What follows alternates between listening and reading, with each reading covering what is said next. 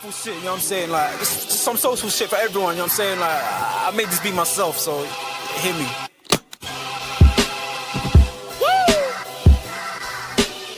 I mean, like, we can pull that clown shit away. There's some real shit for you. I'm spazzing right now, so listen, let's go. Yeah, it's in their bones, the thugs in harmony for the love of the money. Then fall victim for the cookie, then turn pussy, it's lonely. You said you hold it down when life get rough, we're here now, so show me. We move them losses to them wins. Heavy pounds, we make it ends meet. Converse with only few who make me feel like I be 10 feet. Yes, peeps, man. We're back in the building. We're live in the flesh, live and direct. I'm with my brother, ENDZ. Don't worry, guys. Savage will hopefully be joining us very, very soon. You know the vibes already, guys. Smash the like button. I'm actually bored of saying it, but I have to because some of you like to be bozos and that. You know what I mean? Watching the flipping video. You know what? I'm going to start checking my analytics properly like ENDZ does and start seeing who's not really subscribing and all of that stuff because, yeah, I mean, you guys are getting this for free. Obviously, I know usually I will be doing this 10 a.m.s or even midday kind of thing, but, you know, it's been a hectic last few days and etc. etc. And I said, you know what, fuck it, man. It's the Champions League. I believe it's back this evening. Liverpool ain't playing, so I don't actually care, to be honest with you. So obviously, hopefully, you know, PSV beat Arsenal. I don't know if that's today or tomorrow, but yeah, I'm hoping that that does happen. Sorry, Arsenal fans, but I said, you know what, I wanted to do this stream, this video for a long time, man. We spoke about this, I think last week anyway, when we did the ranking shows and, you know, we're doing the other rankings, Premier League title races, etc. And it made me think, I was like, bro, you know what? What are the best defenses, midfields, and forward lines that we've ever seen? And now, obviously, people, you can see the title. It says from the 90s. Now, when I say the 90s, I'm more thinking like 96 onwards kind of thing. But I say 90s because I don't want anyone to be like, start telling man about, I don't know, Alan Hansen and them. Okay, Fairs, I'm not going to disagree with you. I'm not going to say that them man weren't solid back in their day. I never saw that. At the end of the day, I don't know about that. And I didn't want to go too early in the 90s either because I said, bro, there's not really any point because the reality is I wasn't really watching, you know, that kind of football. So obviously myself, ENDZ and Savage, obviously what we're going to do is we're going to rank. And I'm going to show you guys the ranking kind of system because I've done it a little bit differently than I would normally kind of do it. Let me show you guys right now. So let me know, ENDZ, if you can see that properly or you need me to change it. Let me see if I can get, there we go. Boom. You're on mute, by the way. You're on mute. No, I can see it. Sorry, I can see it. Okay, so the cheat code, I'm like, yeah, okay. Yeah, we're getting there. We're getting there. Yeah. All right. So obviously, and like I said, man, big up to everybody. Whether you're watching this live on the replay, I don't actually care. This is for me and the guys anyway, man. We just wanted to chop it up football, but of course, we appreciate any like, any share, any subscribe that we do get, of course. Now, you guys can see the rankings on here. Now, instead of me doing it like best to worst, I didn't really want to. I felt like it would be like it wouldn't really be doing, you know, doing these guys kind of justice because I'll be honest, all of the kind of, you know, players and stuff like that and the defenses that we've got here, they're all top quality in some way, shape, or form, no matter what the error is and all of that. So how I've kind of done it is I've kind of given them more of a name, more to so to speak, instead of me going, this is the best one, this is the worst one, because I didn't look at any and think, oh, this one was shit, or this one. We could sit here all day and say, yeah, this was probably better than that. And that's fine. I've got no problems with that. And obviously we'll chop it up. But how I've done it more, as I said, is I've given it more of a title. So we've got impenetrable defense. So that's obviously the defense that we've looked at over the period of time that they were obviously popping. And we said, bro, you're not getting past this defense. You've got the cheat code defense where you're just like, bro, this defense is just too dumb. Now, it might not be necessarily that you can't get past them. So to speak, it could be, bro, look at the players in that defense, bro. Like, that's a cheat code. If you was playing FIFA, that would be the kind of defense that you might potentially have. You got the heroic ones who are, they're the ones I looked at, like, in terms of player-wise, people may not have those kind of players at the top of their list of, like, when they're talking about defenders and things like that. But, yo, see that defense? Nah. That's heart on the sleeve kind of defense.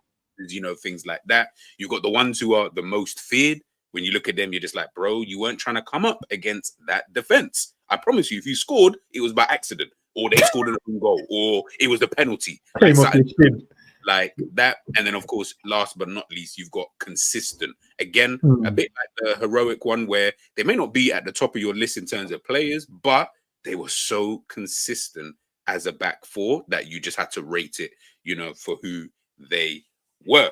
Now, let's dive into the players who are here. Obviously, we got some real crazy defenses. Now, just quickly before we even dive into it, and obviously, if Savage is watching, or I'll say it to him.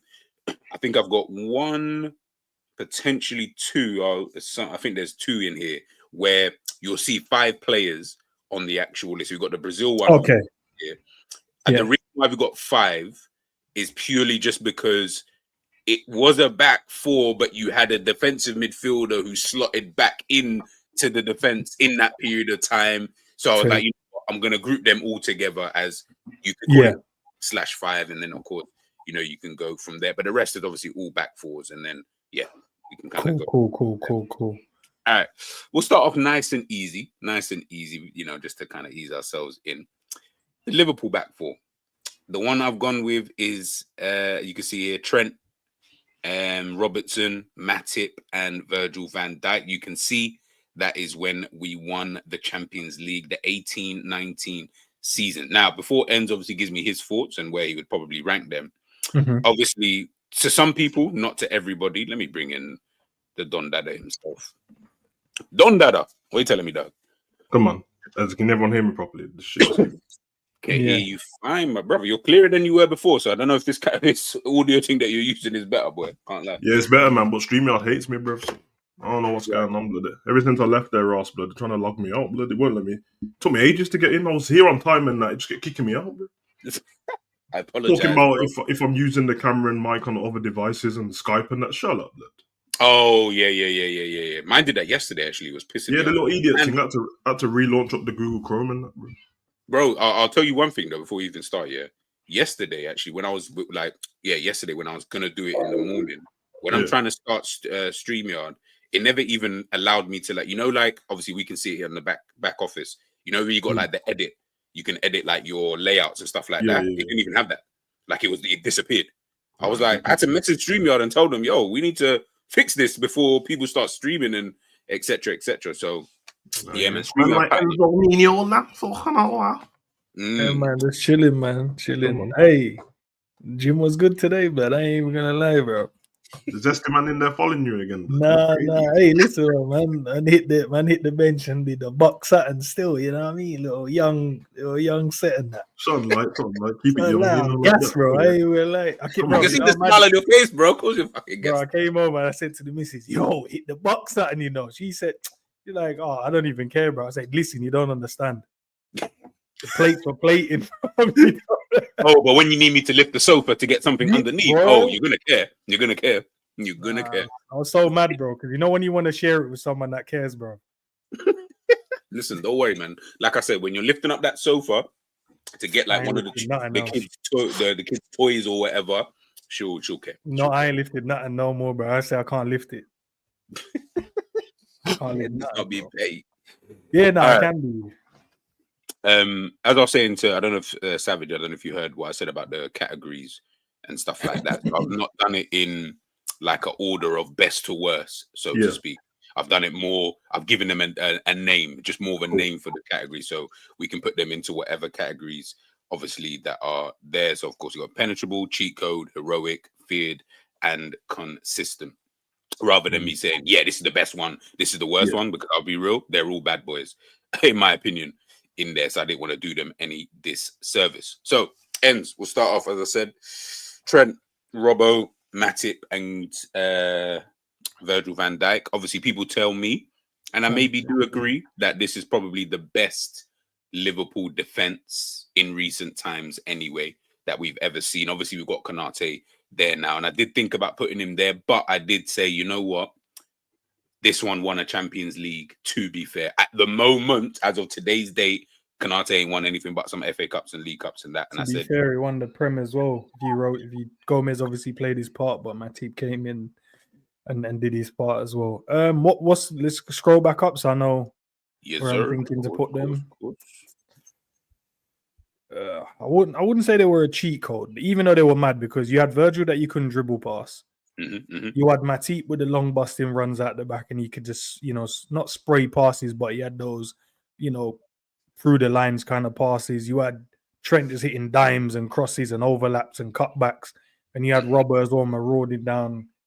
Do you think that was like the peak version of Trent and Robbo? Like during this period, like let's say 18, 19, 19, 20. Do you think that was like the peak version, or you think we've seen? I think within them 2 years, them 18, 19, 19, 20, I think I felt like they felt it as well. Because remember, they had those years of the competition, who gets the most assists. And it just felt like they just knew, bro, anything we touch, bro, overlap and cut that back, we're scoring. If I cross it from here, we're scoring. And then it was like, yeah, I can leave Matip and Virgil on their ones, bro, and defend against whatever. Because we just knew in a foot race, you ain't beating them.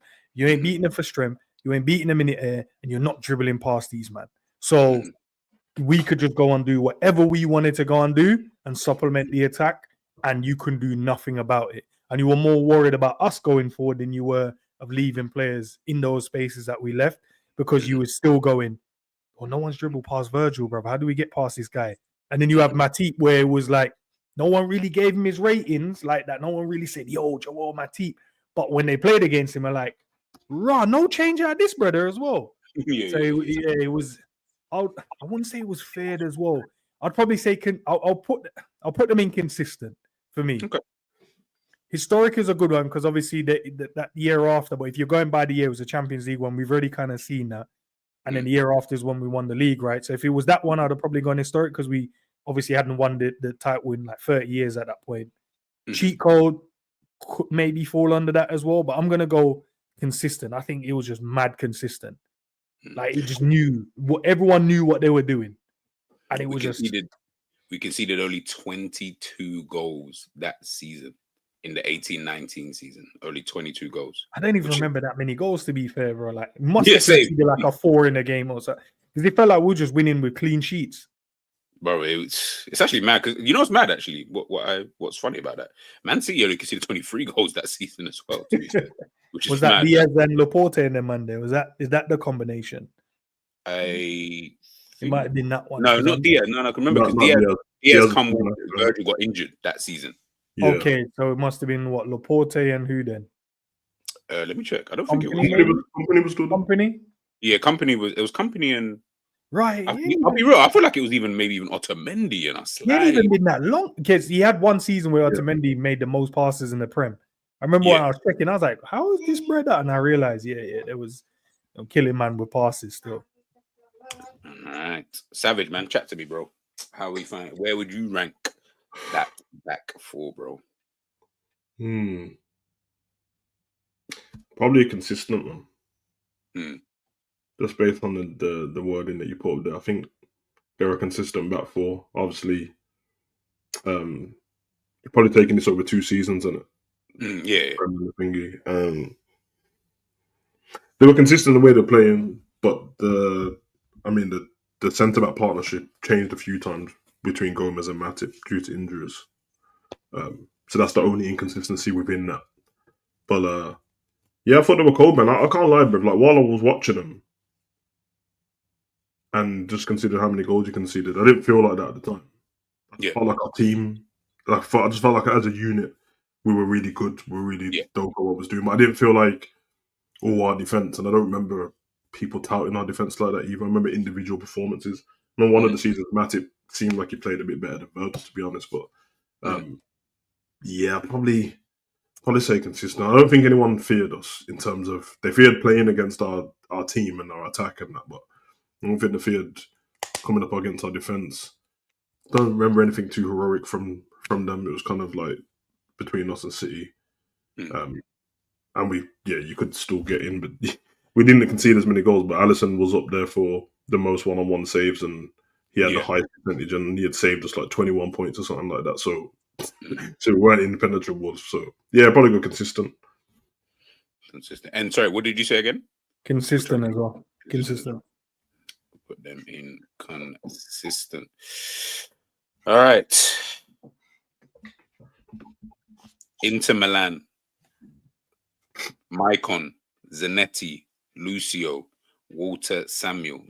That is the 2010 treble back four that they had. Obviously, Jose Mourinho winning that one. Yeah, they were, in my opinion, they were ridiculous. Unreal, Like, bro. we're talking about like some real heavy hitters here. Yeah, I'm trying to say Zanetti. You know what's mad? There's only a few players who fit in for when I'm doing the defense and midfield. He fits into both. Like both categories. Play right back as well, isn't it? Yep. Play right back, left back, centre defensive mid. Put him wherever, you know, and he Zanetti is one of them ones. Baller, bro. Baller. Where would you guys put that defense, man? So name them again, just so the people in the back could hear these kind of names. Maicon, Maicon at right back, Zanetti was the left back, and Walter Samuel and Lucio, Brazilian Lucio, for those who don't know, they were the back four for Jose Mourinho. Bro, man, the treble season, right? Is that the one when Eto'o left Barca as well and joined them? Yep. When they said he was finished, bro, and he went there and just cooked. And remember, Eto'o won back-to-back trebles, isn't it? Back-to-back trebles, bro. Yeah. Scroll up. Let's have a look again. Let's see where we can. All I know is, bro, Lucio, serious brother, bro. Bro, serious, bro. Do you remember them Champions League battles with Chelsea, bro? And then it was like, nah, Lucio's too old. He can't handle Drogba. Remember, that was a conversation. Bro, the way he Drogba over them legs, I said, Ross. Yeah. He had that dribble, that pick up the ball and dribble on lot, bro. He just pick it up and start darting through man's team, bro. And he used to do, he had all these unorthodox ways of clearing the ball and that, bro. This was crazy, bro. Just looked like a nut, bro. It felt like, you know, you're right, because it felt like, you know, when it looked like he had no room to kind of make this challenge or no kind of chance. It's like, I think it's the same way like Rudiger slightly defends. It's like he's not really defending, but he's defending. But you think, nah, this brother don't look like he's good. And then you realize that, I can't even get past him. There's no room. They only conceded in the league. They only conceded 34 goals that season in the league. Right, they only won the league by 2 points, though. That's crazy. And how many games they played? They played the same amount as us, right? 38. They lost 4 games in the season. So, yeah, that's mad. Like, under a goal a game, then. Yeah. Literally got Inter. He went Bayern after Inter, innit? Or was that before? I think it was after. I feel like it's after. I feel like it's latter stage. Because I remember he won all the Bundesliga when he went there. Was it before, actually? Hold on. Because let me check, actually. Because didn't he have a PSG stint as well? So was that I can't remember the timeline of those. He went was that Bayern? No, he went Bayer Leverkusen, then Bayern Munich, then Inter Milan. Okay. Yeah, because his Bayern Munich career was better. Yeah, he played bare games for Bayern Munich. Yeah, his Bayern Munich career was better. Man, I was there from 04 to 09, bro. Yeah, but he was clamping up there. I would say historic. Historic. Is historic on that? No, heroic. Heroic. Sorry. Nah, it won't be under that. Not a cheat code. It might. Hold on. Nah, but is that not the same defense Bale tore up as well? I don't know. Hey man, allow that, man. Bale tore up. No, Michael was kind of finished at this point. Like he was kind of done by that point. Yeah, Michael's patellas were finished by then, bro. Yeah. I wouldn't say impenetrable as well, because I feel like. Yeah, I think score like the Liverpool one would have been better because we conceded 23. They conceded 34. Yeah. Big up Honesty for becoming a member. My bro. Big up Honesty, bro.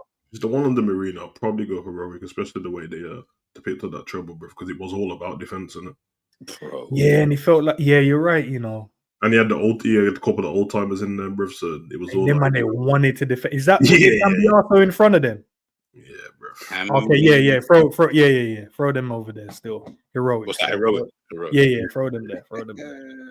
Yeah, them man, they were on job, bro.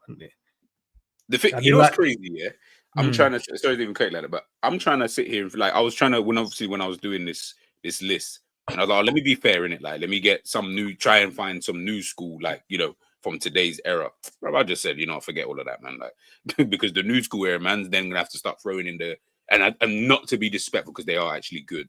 But I was like, maybe like Arsenal, like you could throw in Liverpool, but then I was like, I've already got Liverpool. I don't want to throw them in again. Like in terms of so close to each other because it's basically the same defense bar one player. I was like, yeah, it's not really that many. But when you're looking at some of these, I was like, Broski, you're not getting defenses like this. I could have had 5 more as well, but I just left it at the number we've got here. Yeah, nah, I think they're cold, man. Hey, who's Goku? Who's Vegeta? And who's Broly? Big up on it. Who's Goku? Who's Vegeta? Let's just do it. Just read it as we're in line, in it. So yeah. But who would you prefer to be though? I'll go Vegeta still. Nah, Vegeta's my guy, man. Piss off. The thing is, in my head, I can't lie. Vegeta slightly, like. The thing is, everyone wants to be Vegeta, bro, but Goku still punch him up. That's this. Okay, so I saw this. Obviously, I followed this anime account, yeah, and they were talking about this. There was a point when if Goku doesn't go, KO, was it KO? KO yeah, KO times 10, isn't it? Times 10, sorry. If he doesn't go that in that fight specifically, way back when, he doesn't beat Vegeta. Yeah, but he did. No, but I'm saying though. No, but it's a dead argument. He did, bruv. I'm just saying that if he doesn't go, Savage, you said use your imagination. That's what he's saying. Like, remember, Vegeta ain't going. Vegeta's just using his own personal strength to whatever maximum he could go. Nah, but what you just said to me is Muhammad Ali didn't hit George Faber with the left, bruv. No. I don't give a fuck, bruv. He didn't skip around the ring and drop. Yeah. Bro, get out of it, man. Get the hell out of it, bro. And now that anime page will have you fighting. I know them comments were fighting, bro. Yeah, because I think I'll probably follow the same one, bruv. There's the argument to get because the one is on X. Yeah, it's on X. Yeah, it's on X. And then they do fingers in it, like the fucking what's it called? Isn't that, man? Not the chat. What's the video thing called on X again? What everyone does, the Clubhouse thing. What's it called? Spaces. Yeah. If the one I follow do Spaces every day, blood. Bro, these men are arguing like we think we argue about football. No. These men take this thing to a next level. Like, no one argumenting like that. Well, because I'm in like one of the comic book ones as well. You're never gonna win because there's too many versions of these people in the comics, bro. Yeah, the man is telling me about version 33 and that of the 1941 before they were called DC and that. Shut up, blood. I don't care about that Superman, bro. Man, because I got into an argument for hours about Goku versus Superman. I was like, bro, if Goku will punch him up, what are you talking about? Bro, these men were on some, if he gets close to the sun, so it depends where you fight him. I said, bro, if he hits him with a spirit bomb, he's dead, blood. I don't know what you're talking about. Bro, you don't. I tell people, listen, unless you've seen every version, and the reality is you probably haven't, and if you have, you probably missed one. No, you've missed a version, bro. Anime, you can get away with it, but in the comic books, bro, you've missed it. I read so many of them, and there's still ones that I've missed. I'm just like, yeah, allow it, bro. Like, can't win, bro. Do you know how mad it would be though, Savvy, if someone created all of these fights and put do a survey of what power and how much it should be, and then let them fight it out and see. It's done. I'll send you the YouTube channel. It's done, bro. Oh, sick, bro. Yeah, it's done, bro. There's one where they made the animation version, and then there's one I think I told you about it before, Bat in the Sun, where they use real people to do these fights and that. So they've had like Batman versus Spider-Man and that. And then what happened? Yeah, bro. Yeah. And I ain't gonna lie, bro. They've had like Wonder Woman versus Wolverine, and the girl them that they use, brother. Hey. Bro, it's listen. I try to tell people just leave that one. Like, listen, stick to your football, like your sports. Don't get involved with these men because these men are serious, bro. They are too real serious. Honestly, saying Sav is Broly, right? I'm Vegeta, and ENDZ is Goku. Shift. Nah, I don't know about that. Trying to be this green hair you blood. I know it's a big you. I said G's nah. I feel Piccolo's a bit of a G. He's a bad man, but he's a bit of a pussy or two because he only does the bad man talk in his head, bruv. He doesn't say it out loud. Nah, it's true. Yeah, it's true. Yeah, it's actually true. Nah, that's facts, man. I feel bad for Vegeta though, still. Yo, there ain't no way that I'm the Prince of Saiyan, blood, and you're stronger than me. That's a dickhead thing, bro. The thing is, you're the Prince of Saiyans. Yeah, I hear all of that, but you're not even like you're not as strong as a lot of people, though. Like when I say a lot of people are stronger than you, bro. But you're the Prince of Saiyans. I'll be real, bro. I don't know about that. Goku seems to be able to go to this next level every single time, like, and you are stuck here just crying about it. I don't know, man. Are you as serious as you say you are? Like, I don't know. I don't know. All right, let's continue. We'll go to Sav. Roberto Carlos, Ivan Helguera. Oh shit. Hierro, Salgado. Come on. I can't lie. That to me was a bad boy defense. I can't lie. He did there, G. He gave him the Real Madrid man, the Real Madrid. Yeah, no, obviously because I would like to hear his opinion. You know what I'm saying? Like, yeah, like to hear. What year we given? Is mute Just there, like he's a Greek man's a creation, blood. He's not even a real. Yeah, we had to add you in, like to this. To be created, bro. Man said spliced human. So they've got it here as from 97 to 2000. Okay. Yeah, the defense is serious, man. Yeah, I'll say it straight off. We weren't impenetrable, blood. There was because there was some dark days as well, bro. But as a back four, that collective, oh my days, bro. Oh my days, especially the centre backs, bro. I know the natural name what stands out is Carlos and that, bro. Marauding up and down the left wing and Rossing it in and that, but nah, man. Even bro, the centre backs were proper way, bro. They're heroic straight away, like straight off. I'm talking like putting anything in front of the ball to block it, bro. Last ditch tackles and that. Salgado's is underrated, especially in the modern times. He was rated when we was growing up and that, bro. But I feel like modern youths and that, I never hear anybody talk about him. He'll pop up on like La Liga TV and all that stuff. But nah, that's a baller, bro. But yeah, Guerrero. Until his legs went, because he seemed like an old man earlier. Yeah, he did. But that's because of when we started watching him. To be fair. Yeah, because even when when he was young, he looked old, bro. Yeah. But he's one of them that when his legs went, that's when you saw the IQ of the man, bro, and the smart defender, bro. So yeah, he went Bolton, isn't it? He was Bolton, right? Went Bolton, bro. Bolton. There was the days of Bolton were just landing anyone back then, bro. Bro, do you think a team? Is there a team like that now who are still able to get like? Remember, Bolton had Hierro, you had 𝐒𝐔𝐁𝐒f? Is it 𝐒𝐔𝐄𝐓? Yeah, 𝐒𝐔𝐄𝐓. You had JJ Kocher. Like they had players who were like world-known players, like world-star players, like out there during that period of time. Is there a team like that now? I don't feel like there's a team who just grab not so long ago, but now I'm a bit on Ivan Campos. Fuck, you know. Yeah, Campo, man. Flipping. I'm trying to think. There is a few teams. Really anyone. Yeah, everyone's kind of stopped that now, isn't it? No, it's fair. What that can like go out there and get like bad boys, even though they were playing at the top, and then go rock and just grab him and they will join.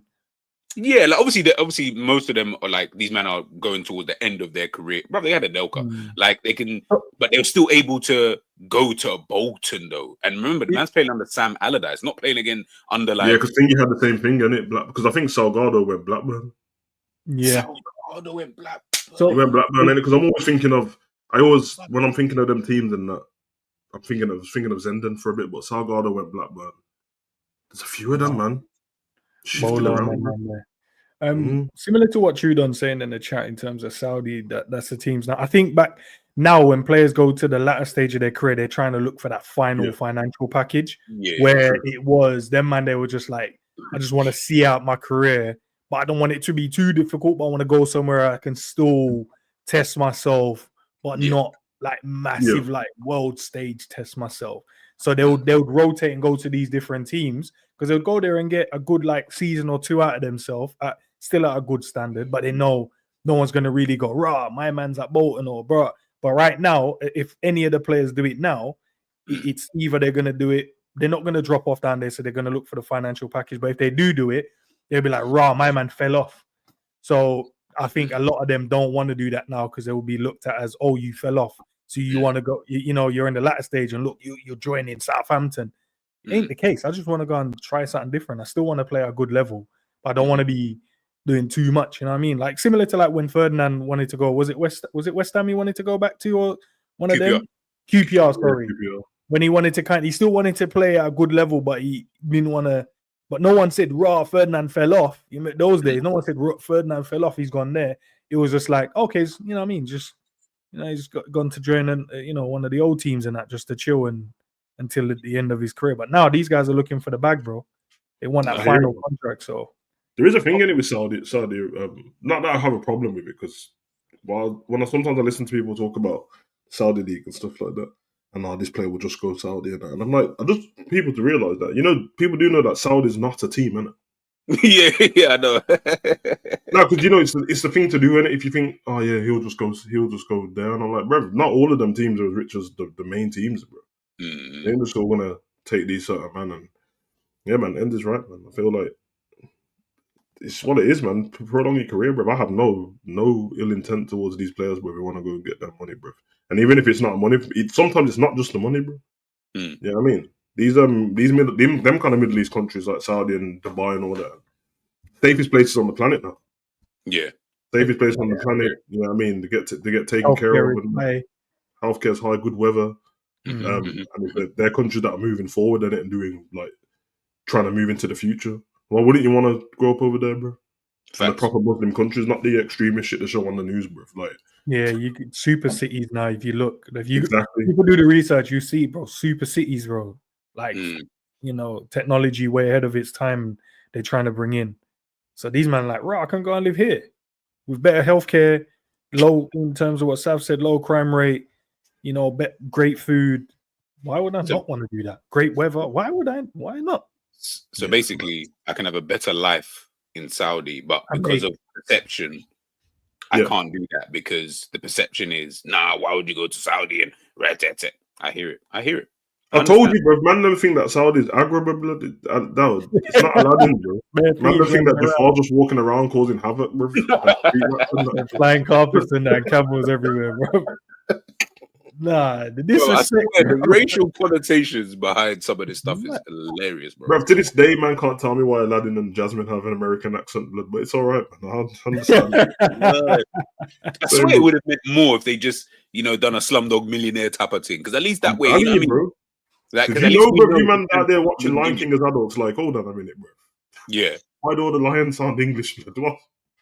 All of them, man, they sound like proper English poets, bro. They just... I seen that in the latest one. They tried to add a few different accents, and I was like, okay, I rate it still, but you know what I mean? I'm sure that lion in real life wouldn't sound like Beyonce, but okay, that's fine.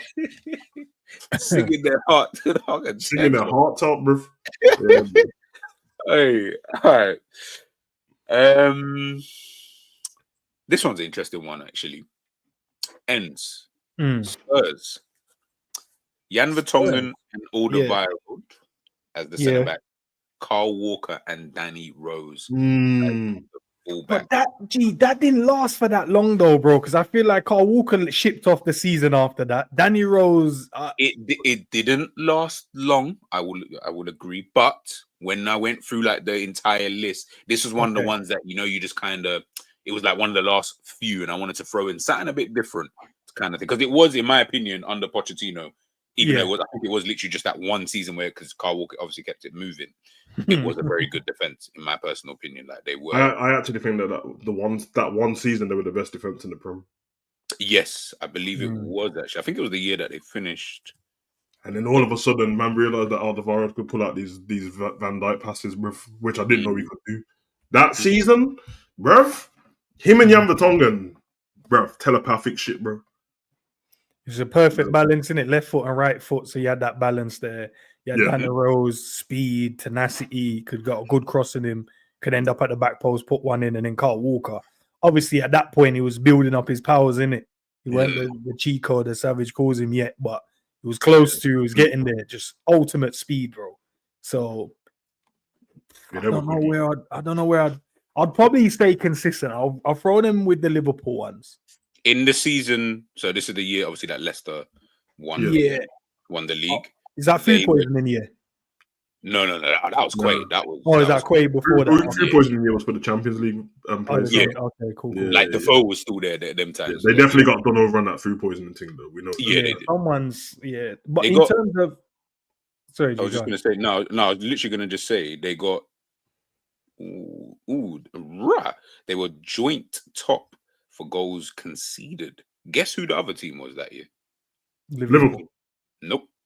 Bro, Arsenal. Liverpool in 15-16 we finished eighth. with Leicester then, right? Because they won the league, innit? They weren't conceding. They weren't Leicester. Man City. was, nope. It was someone dumb, innit? Like Villa. Chelsea. Manchester United. Yeah. Man United conceded 35. To Is be that fair, Van Leicester- Gogh? yes, 15-16, 15-16. Or did he just leave? Is Van Gaal or Mourinho in it? I think it's Van Gaal. I feel like it's Van Gaal because they finished fifth, and I feel like Mourinho finished like second. Yeah, in his Mourinho first- came to Yeah, because he always, Yeah. he was always dissing, man, innit? It's like, yo, when Yeah. I came in, you man were. But Leicester and Arsenal finished second in terms of goals conceded. Bro, if you saw how many got guess how many goals Liverpool conceded that season, bro? 42. More than that. 50, can't be in the 50s, bro. 59, 50. 50. Fucking hell. And we only scored 63 goals that season. So our goal difference was 13. Where did we finish fifth? No. Eighth. We finished eighth. Sorry, We eighth, just- yeah, that's the eighth, yeah, that's Singing. the eighth, yeah, that's the That's where eighth. Klopp came in halfway through. That's where Klopp came in halfway through. Yeah. Thank you. No. He couldn't have. He got there in 2015. He got there in 2015. Oh, yes, it would have been because October. Yeah. Sorry. October, yeah, my bad. It's not halfway through. It's about 6 weeks in. No, no. Because we had the I game remember. and we lost in it, and then man got sacked. Yeah. No, Yeah, we that's drew, what I remember. we We drew, drew and then it was like, 1-1 with Everton. yeah, it was a draw in it. Man said, "Yo, Brendan Rodgers been sacked." How could you have been sacked that quick, bro? Because they were having the Sky Sports thing at the stadium, right? And then we just breaking. I'm like, who spoke to him? We know what happened there. Because they basically, if it's that early in the season in October, the season had started in August, I think. They definitely had already tried to speak to Klopp, and he was on holiday on it. He was on a sabbatical, bro. So it was like, nah. Once they realized that we can get him, but he's on holiday, and man was like, yeah, I'll come in now. It's like, all right, fuck it, sack him off, bro. And then he moved into Fingy's yard, didn't it? He moved into Brendan's yard, and Brendan moved out. Oh, yeah, he did. Yeah. I remember He was that. his landlord for a bit. You know how awkward that is, bro. And then that's when I said them 2 days later, I met him, bro, in Sainsbury's, bro. Brendan Rodgers. Who'd you meet with? Brendan Brendan, Rodgers. I don't know why that sounds, because it's not like Sainsbury's is calm, but you know, in my head I'm thinking, oh yeah, you was the gaffer, but now I'm just here. We're both here in Sainsbury's, bro. Like, And it was I can't mad even lie. because picking up our eggs and shit. I was about to say, I won't rewrite history just to make myself feel better, bro. I felt bad for him, man. I thought that was a bit deep. I did think it was a bit. Yeah, but you know what it is? Because now I hear when everyone talks about Brendan, it's like the piss on everything what happened at the time, innit? But because I lived that season when we thought we was going to win the league, and it's the season after, I was like, bruv, in my head, I'm like, he got that close to winning the league, and that, like, it's not that serious to allow him, innit? But I'm grateful in the end, but fucking hell, madness. but yeah, For me, bro, I am gonna put it inconsistent. Consistente. Yeah, I'm looking at the other ones and I'm just like, nah, they were good. Yeah, I'm with you. Yeah, I don't know. Like, No. I didn't feel like they were feared. I didn't feel like it was heroic. I didn't see them doing like mad challenges. I think that the unit was really good. Mhm. They're not. I didn't look at it as a cheat code. So yeah. They had a good midfield in front of them as well. Was that Modric and what's his face? Dembele. Fucking hell, yeah. Jesus Christ. Yeah, when it just comes to on the eye, bro, he's one of the greatest footballers. I swear to you. Bro. So cold, bro. Absolute, bro. So cold. All right, this one will throw it to anybody. Arsenal, and I'm going to say it. Please don't anybody kill me. The Arsenal Black Four. Wait, why? Just pour some water, bro. I'll let Savage answer that one. No, I'm out the drive, bro. Man, how can the picture has got up as well? Fuck's sake, bro. Why is so dark in the picture as well? Bro, that picture just looks like man them that can't be trusted, bro. Yeah, literally. Let me even zoom in so you can see it. Yeah, man.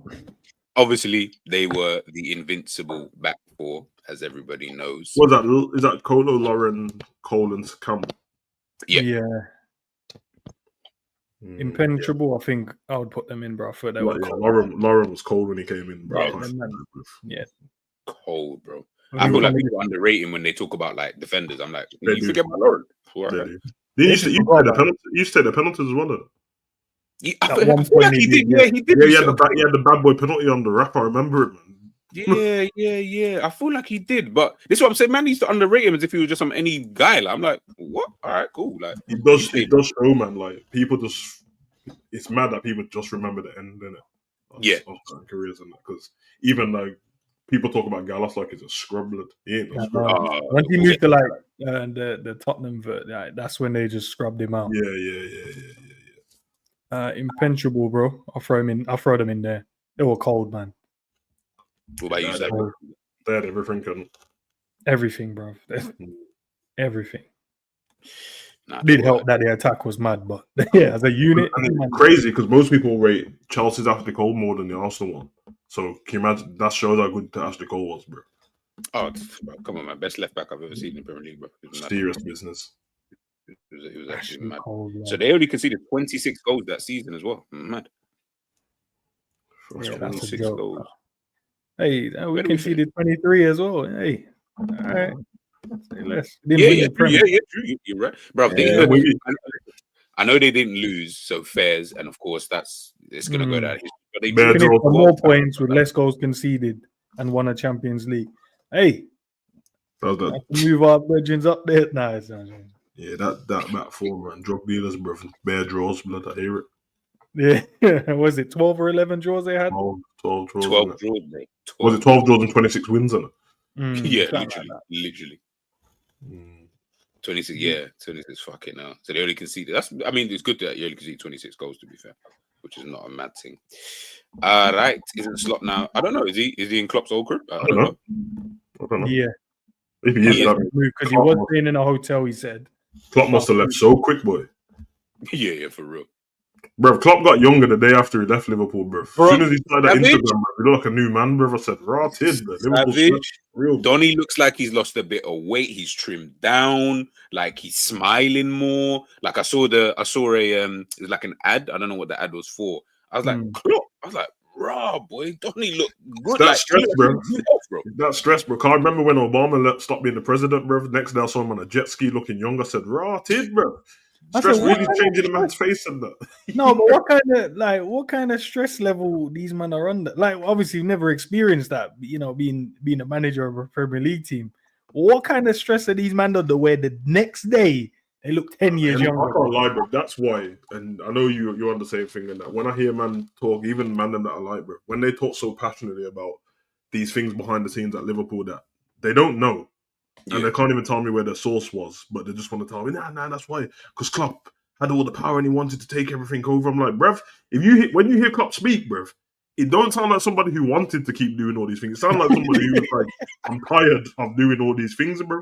That's what it sounds like to me, bro. So, it's mad. Like you got to remember as well, a team like Liverpool and like Liverpool, Manchester United, and stuff like.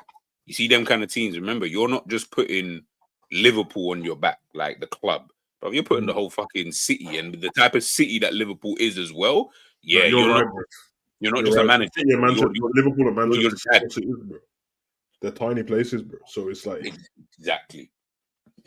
And you're everyone's dad as well. Like, oh, he's a father figure, bro. How many kids you got, bro? Like, that's gonna make you age. 20 bro. How many? What's our squad? 20. I know how it is from a lower level of managing 17 guys, black kids here, compared to this man with grown men, professionals that have random daily things that they need to worry about. Exactly. Plus the added thing of delivering on the world stage and not looking like a jackass in front of the media. And then they're trying to trigger you every 2 seconds, bro. Like, he must want to punch up a few of these man now, bro. I swear to God. Bro, of course. All right. Let's move to Bayern Munich. Dante and Boateng as the two centre backs with Lahm and Alaba.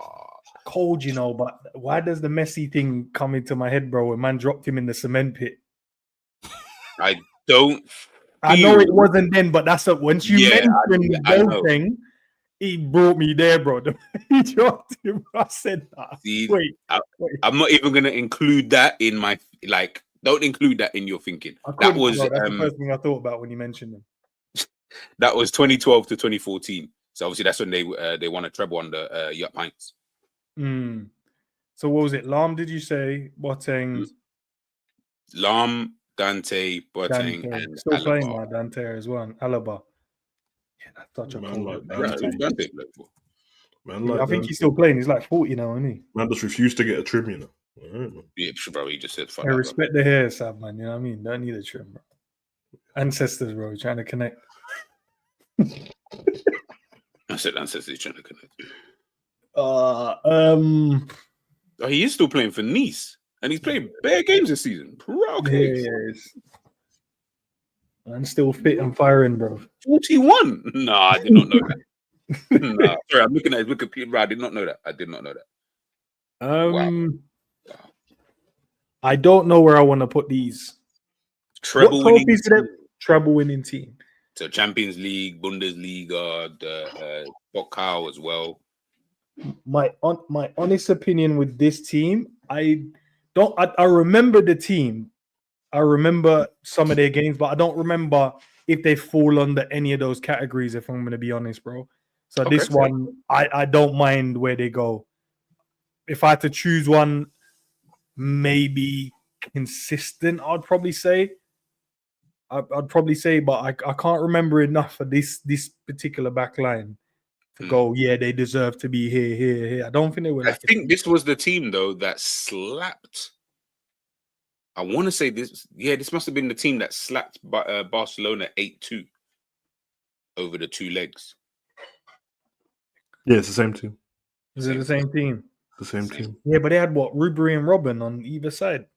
Was it Ribery and Robin? Yeah, I'm just telling you that this. And then would it be Muller up top? Them wingers are dangerous. Don't worry. When we get to that forward line, that forward line was a joke. Honest, I don't know. So wherever you put them, I ain't gonna disagree with it, bro. Or G, wherever you guys want to put them. I had them in consistent. Yeah. I never really had them as like feared or heroic. The cheat code would have been more in hindsight because of how great Lam is, or was, sorry, how great I felt, or good anyway, Alaba is. But then I looked at Dante and Boateng, I was like, yeah, but you weren't really cheat codes, like you weren't that good. Just a good, like, balanced defense in it. They're just adequate enough. Alaba's such a dope all-round defender, bro. It's just that his injuries are terrible. When did he become injury prone? Is it when he went to Madrid? Because I don't feel like he was like that. Was a bit toward the end of Bayern, innit? Because I remember even he stopped playing international games as well for a bit. Like he was injured. But you're right, man. That latter part, and then he got fit to the last season at Bayern. Then once Madrid got him, brother, this man is always injured, blood. I know. It felt like he comes back, and I'm like, oh, he's back, and then. Like, yo, where is he? Oh, yeah. Not. And I can't tell you what's going on at Madrid when it comes to, like... Every time I see them training, everyone looks happy, they're in the sun. Someone's fixing something, but I don't know if you Barca man sends someone over here, bro. I swear, bro, and you don't know I'm not making this. I said this to G the other day. Brother, I've not left one Real Madrid game this season and checked my phone and someone's not injured. Not one, bro. Yeah, no, you got that's true. You know how many times Camavinga's made his return, bro? Yeah, bro, it felt like he's made his return in the last month or 2 months, 4 times. He's come back 3 times in 6 weeks, yeah. I swear to God, he keeps getting play injured. These man brought back Alaba, then Ancelotti's like, yeah, okay, we don't need him on the pitch, we'll just sit him on the bench for a little bit. He came off the bench, everyone celebrated, got injured again. Didn't even get injured in the game. Don't ask me, blood. And said just in training, bro. Yeah, if we had no Asensio, blood, we'd be screwed, bro. But it's the truth, so it's all good, man. All right. Now, this defense I felt was kind of underrated because of the time period that it was obviously in. Borussia Dortmund's defense with Jurgen Klopp. So obviously, let me not even You got Piszczek, Yeah. Hummel, Mhm. Subotic, Mhm. Meltzer. Hey, Smeltzer is cold blood. Old, bro. Hey. These numbers trying to do up the wing back. Back-to-back Bundesliga titles, you know, Champions League final, you know. Yeah, Bro, yeah, just throw them up. That intensity was different, bro. I can't even lie. Throw them up the top end. For me, bro, they're going up to the. Yeah, bro. Yeah, they were unreal. What impenetrable? Yeah, impenetrable. I'll put me G-code still, but either one of them. Either one of them. Yeah. Because the balance was dumb. The balance of that back line was ridiculous, bro. Unfortunately for Klopp, bro. I swear, man. Like, because of the man he seems to be, and he's got this laid-back approach sometimes. His way of football is cold, bro. But it only works when you got a club that want to spend money after a bit, bro. Yeah. And that's why he struggled at Liverpool and thingy when he gets to the back end, bro. Like, that's why I always make that joke about, if my man's 23, like Trent's 28, bro, in Klopp years, bro. He's not normal, bro. Like, Robbo's already 47, bro. Klopp years, bro. Matip, Klopp years, bro. And Virgil, luckily, because of his style of play, it hasn't affected him. Yeah, that's so true, you know. Bro, I'm telling you, bro, Gertz nearly died, bro. Like, Klopp years is not a joke, bro. It's not. There's mere intensity in that. But if you got like a owner that was willing to like just drop in a new defender, a new player like every 2 years, recycle it up, and then that guy who was running around gets a bit of a break, bro. It's unstoppable, bro. But you can't just be pressing like that all year round. Bro, just pressing in training, pressing on the pitch, pressing in pre-season, pressing on holiday. You can't, bro. You can't last, bro. You know when we used to go to the warm weather one as well? We had the little, you see the man them cycling and then pressing in training. You're like, yo, they're meant to be, you know what I mean, resting and recovering or. Them man said, I remember the Hendo and Milner interview on that sports thingy when they left, bro. It was like, it's a bit different when Klopp came in. Loved it and that, but he said, I just remember that he was like, oh yeah, we got another session. I was like, what do you mean? It's like, yeah, you got to. Man said triple sessions and double sessions are on now. Man said we'll go home, sleep, come back, bro. I was like, once I go home, Gaffer, I can't be coming back. My mind is already shut off now. I can't now go back. He really made them work for them wages, boy. Yeah. Man said Blachowski. That's a 𝐒𝐔𝐁𝐒, bad boy as well. Yeah, but him and Lewandowski was serious business, bro. And then Götze behind that. So good, like Klopp was able to like assemble players that no one can, not rated, but he assembled players. Bro. Other than maybe a Matt Hummels, like the rest. I don't even think Matt Hummels was even looked at like that, bro. And some of these men cost like 400,000 in that blood. Bro, he assembled the bad boys, bro. Yeah, man. Imagine the equivalent though of like that being us, and then someone just said, "Oh, they're cooking us, so Man City's like we're taking Salah and Virgil this season." That's what was happening to him. It's like, yeah. That's why I always felt like it was always deep because I was like, bro, come on, man. And the thing is, they're not getting spread out like into other teams. Yeah, they go to one team. One team every time. Like, and it's not mad like Royce never made the move, bro. He could have moved bare times, bro. He could have went bare places. Stay true, man, to the team, bro. Stay true to the team, bro. I wonder why he stayed. Or maybe just like, I mean, I don't know. I don't know. Respect for his club, man. I mean, they love him. They're different still. Yeah. Where's he now? MLS? Yeah. Is he gone to MLS before he retired? See what I'm saying? Rest off them kneecaps, bro. Spent too many years injured. Let's go to Jose Mourinho defense. Throw them at the top, man. Chelsea's one. Yeah, throw them. What, 11 goal team, 13 goal team. Yeah, throw them man at the top, bro. Just put them above everything, bro. Yeah, just put them first in the list. Don't put put them first. Let's move. Sorry. Right. That one I thought was easy, but I didn't know maybe someone had other ideas as to No. Is that Ferreira, Carvalho, Terry, and Gallas? Yes. You gotta kiss your teeth. You're just like, fuck's sake, bro. The thing is with that Chelsea team, I know we're all a bit older now, but it's not even revisionism. But I remember feeling like no one can score past them at the time as well. This is what I'm telling people, bro. 100%. You did not feel like you could score past these brothers. Dumb. Like, even if you felt like you had a sniff, it wasn't there. It was just a mirage you were dehydrated, bro. Just lack of water, bro. That's all it was. You weren't close to the goal. And honestly said as well, man, it's true, bro. Carvalho, underrated, because it's easy people just saying his name, going, oh, yeah, Carvalho in that team. But he was cold, bro. Man said the dark arts, bro. That's where it stemmed from, you know, him, bro. Yeah, bro. Dark arts, Obviously, because he's with Jose Mourinho, isn't it? Like, them man are, I mean, like, he knows what on Porto days and that. some of the stuff he was doing doing. If VAR was around them times still, maybe we'd have got a bit more wins out of them, man. Yeah. But I do wish we had it. I know it's like, it's gone now, and I heard all the scouts are losing their mind, but I would have loved to have Mourinho as our manager, bro. Just let me have 2 seasons of it, bro. I had it at Real Madrid in it, so he was on smoke and that's causing problems. And I found it funny, bro. But it's different at Liverpool. I thought it'd be cold.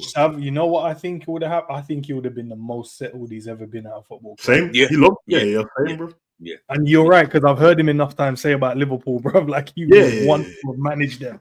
So I'm just like, bro, he would have been so settled. And he would have been the maddest shithousery manager ever, because the city, everyone would have galvanized behind him as well. And he would have done everything to win. 100%. Everything to win. As long as he come in and for the first season won something, bro, once the scouts are behind him, then it's over, bro. Because then it's like, okay, he's a shithouse, but he's our shithouse, bro. But yeah, man, he's cold, bro. Like some of the stuff I see him doing when he's doing it against us, bro, he's winding me up, bro. But yeah, man, really just tried to stop us winning the league, bro. Like that's what he went out that day.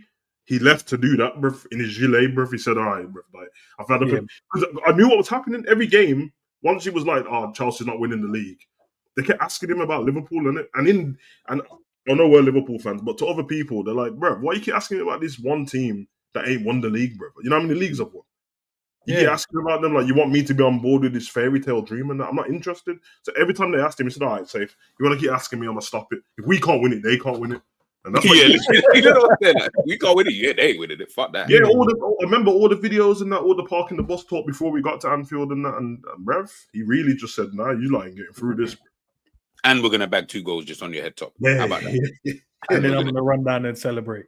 I know, bro, listen, Mourinho, that defense in itself anyway, but even just in that 13-14 season that you're talking about, because they weren't even that good, to be honest, in that season, really. Like, they were just able to stay relatively close. And yeah, it's like, and I said it before the game, I just knew you're not beat, because I knew Brendan Rodgers wouldn't change the way he played. You weren't going to, bro. No plan B, bro. Plan A, no run it. B, bro. And the way he'd celebrate in front of you, man, Barca, bro. I'm telling you, bro, bro, them Barca fans in the stadium had a rifle, blood. It would have been over for him, bro, because that shit was so rude, bro. The knee slide thing.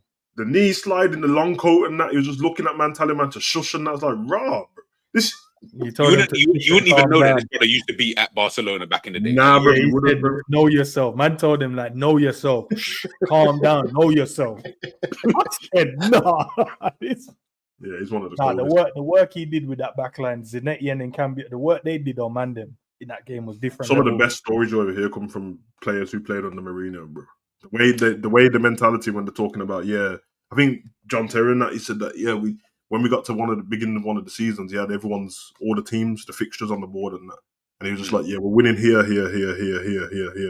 That's going to be a we'll win that. Don't worry about them. I was like, raw. And they won the league, bro. Just quickly on Mourinho, I know you guys have probably seen the whole thing, like the racism thing. Yeah, like what do you guys think? Like, obviously, I don't know. I've not really said that again. The idiot thing, bro. He ain't, bro. But I don't. Think I don't know the man, so I can't. I have never seen a manager discontent in terms of getting those type of players into his team, no matter where he's gone to. Yeah, no matter where he's gone. So if you're telling me man are doing it on a capture thing, on a little sheriff thing, little, you know what I mean, on a horseback thing trying to catch man, unless that's what he's doing on the side, I don't know. But bro, I've never seen it. Chelsea did it, Roma he done it, Man United he did it, Spurs he did it. Like the signings he were making, I don't know, bro. I don't know. Maybe a little one time. I don't know. That makes me think maybe there was a time that he said something maybe off the cuff that us three sitting here wouldn't think anything of it. It's probably just whatever. But people are gonna be like, you know what it is, bro? That's why he's suing them. He's always thrown man under the bus who needed thrown under the bus, and he don't really care. Yeah. Even if it's a black man who's thrown on the bus and that, even when they've been pissed with him and left and all that, they've never used that on them though. Yeah. Whereas it's very easy to just go, he must have picked on me because it was like look how it was with Pogba, bro. Yeah. Pogba was just like, I don't know what his problem is. He didn't say anything. He didn't say any, he's racist and that. Danny Rose, same thing. He never said. So for me, bruv, I get it, man. Man never get triggered over certain things and people want to read certain things and that, bruv. And man mentioned monkeys and that and everyone gets triggered and that, bruv. I don't know why, because I ain't a monkey blood, so... You know what I mean? You do the action of a monkey blood and I call you a monkey. He's what it is, bro. It's even when he first came to Chelsea, bro. He turned that team into African nations, bro. Yeah, like everyone he was signing, bro, and he did it everywhere he's gone. He's done it. Everywhere he's done it, and I think with the Pogba one and Danny Rose, it's because them man they didn't apply themselves. He always came from a group of I remember him saying that anyway. But he always came from a team or built a team where the man them were hungry for success in it. It was about we'll do everything to win. We'll do anything to get this win across the line. And then when you come up with players that you can see all their talent, but they're choosing to like walk through life instead of like really putting in the graft. That's where he had an issue with Mandem. Because Pogba, when it comes to talent, Jesus Christ. Danny Rose was talented, but he probably didn't apply himself. He's probably one of the Mandem back then. He's like, I'm playing ball in it. You know what I mean? Whatever. And so, I think Pogba as well was a latter years in it, United and that. And I think, bro, at that stage, bro, the way Mourinho is, bro, I hear it. I ain't got a problem with you, man, dancing and laughing and all that, bro. But it ain't the time for that, bro. We're trying to go to war, blood. That's not what we're trying to see, bro. And sadly, the different generation, bro. But I don't think he was raised because people are trying to use bare different things about how he spoke about Turkish refs and all that. But man, just telling you, bro, you are Turkish, bro, and you're a problem. What do you mean, bro? You know what's mad? Even on the point that you guys are saying about like the players and generations, like realize Donny, like, before he's even got to Manchester United and whatever, realize this guy's come from Chelsea where you've got diehards like fucking John Terry. You've come from Inter Milan where them man wanted to play for you so much that man like Etu is playing fullback in a game for you just because he believed in whatever it was he was telling him. Real Madrid, where you're poking your finger in the eye of Pep, not Pep, the other Donny. The dead Don. Yes. So obviously, you know what? My mind just went blank for 1 second.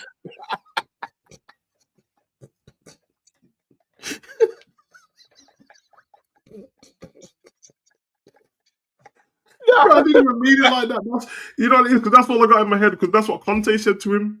That's what Conte said when they was arguing. It's like, he's poking dead people, and I'm like, bro, why are you saying it like that? Like you poked him while he was dead, bro.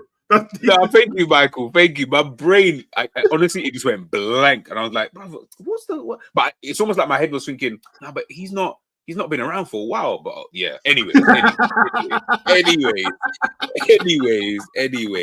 mean as a joke, people. Please don't take me seriously. But like Mourinho, listen, Mourinho, like, of course, when he gets to people like the Pogbas, as you said, you're doing the dance. And the thing is, remember that season they finished second, and he even says in the interviews afterwards, that's one of his best seasons. Yeah, it's one of his greatest. They came second. They didn't even win the league, bro. Like, that's mad. He said the same thing about getting Spurs 6, bro. Bro, and that tells you where the team are even. I like Mourinho, man.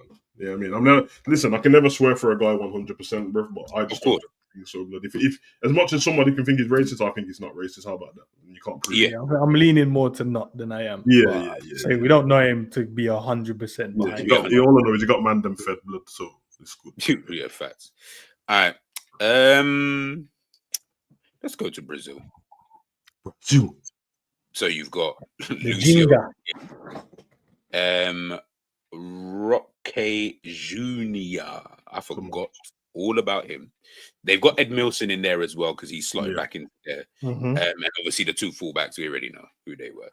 This was the 98 because it's international football, it's like 98 to 2002 when the next World Cup. Yeah, the 4 years gap. Yeah, 4 years gap. So, but obviously we know in 2002 they had a different thing. But yeah, that's the defense there. What are you gonna think about this one? I don't even think they were consistent, to be fair, bro. Maybe heroic. I mean, maybe heroic, I would probably say. I don't think they were a cheat code. They had talented ballers. 98. No, He's from those 98. So that's, fullbacks, they're considered to be the best like some of the I best. know, fullbacks. but it's a whole back line we're looking at, right? Instead of the individuals. True. I don't know. Maybe heroic. I'd probably say for me. I don't look at them and go, "Raw, they were feared." The fullbacks, you'd probably say, but feared in what way? Feared that we could concede from them playing, or they feared because we didn't think we can get past them. Cheat code. I don't think Carlos, you would say it was a cheat code back then. He was a very talented footballer, but was he a cheat code? Cafe, was he a cheat code? Do you think that these men were like cheat codes? You could get at them. Yeah, I agree, man. I think Carlos might be a cheat code on his own. But... Yeah, I was gonna say Carlos maybe would be the one I would look at as a cheat code. Okay, fairs. Because I don't know any player who shoots free kicks like he does anyway now, like today. Like that in itself was a cheat code, in my opinion. The way I say right, man. They just had some mad guys in there, and then they fought for that Brazil badge, bro. Yeah, they did. You know what I mean? And so when you have the Jinga blood, you have to, you know what I mean? Cheap play. Arsenal.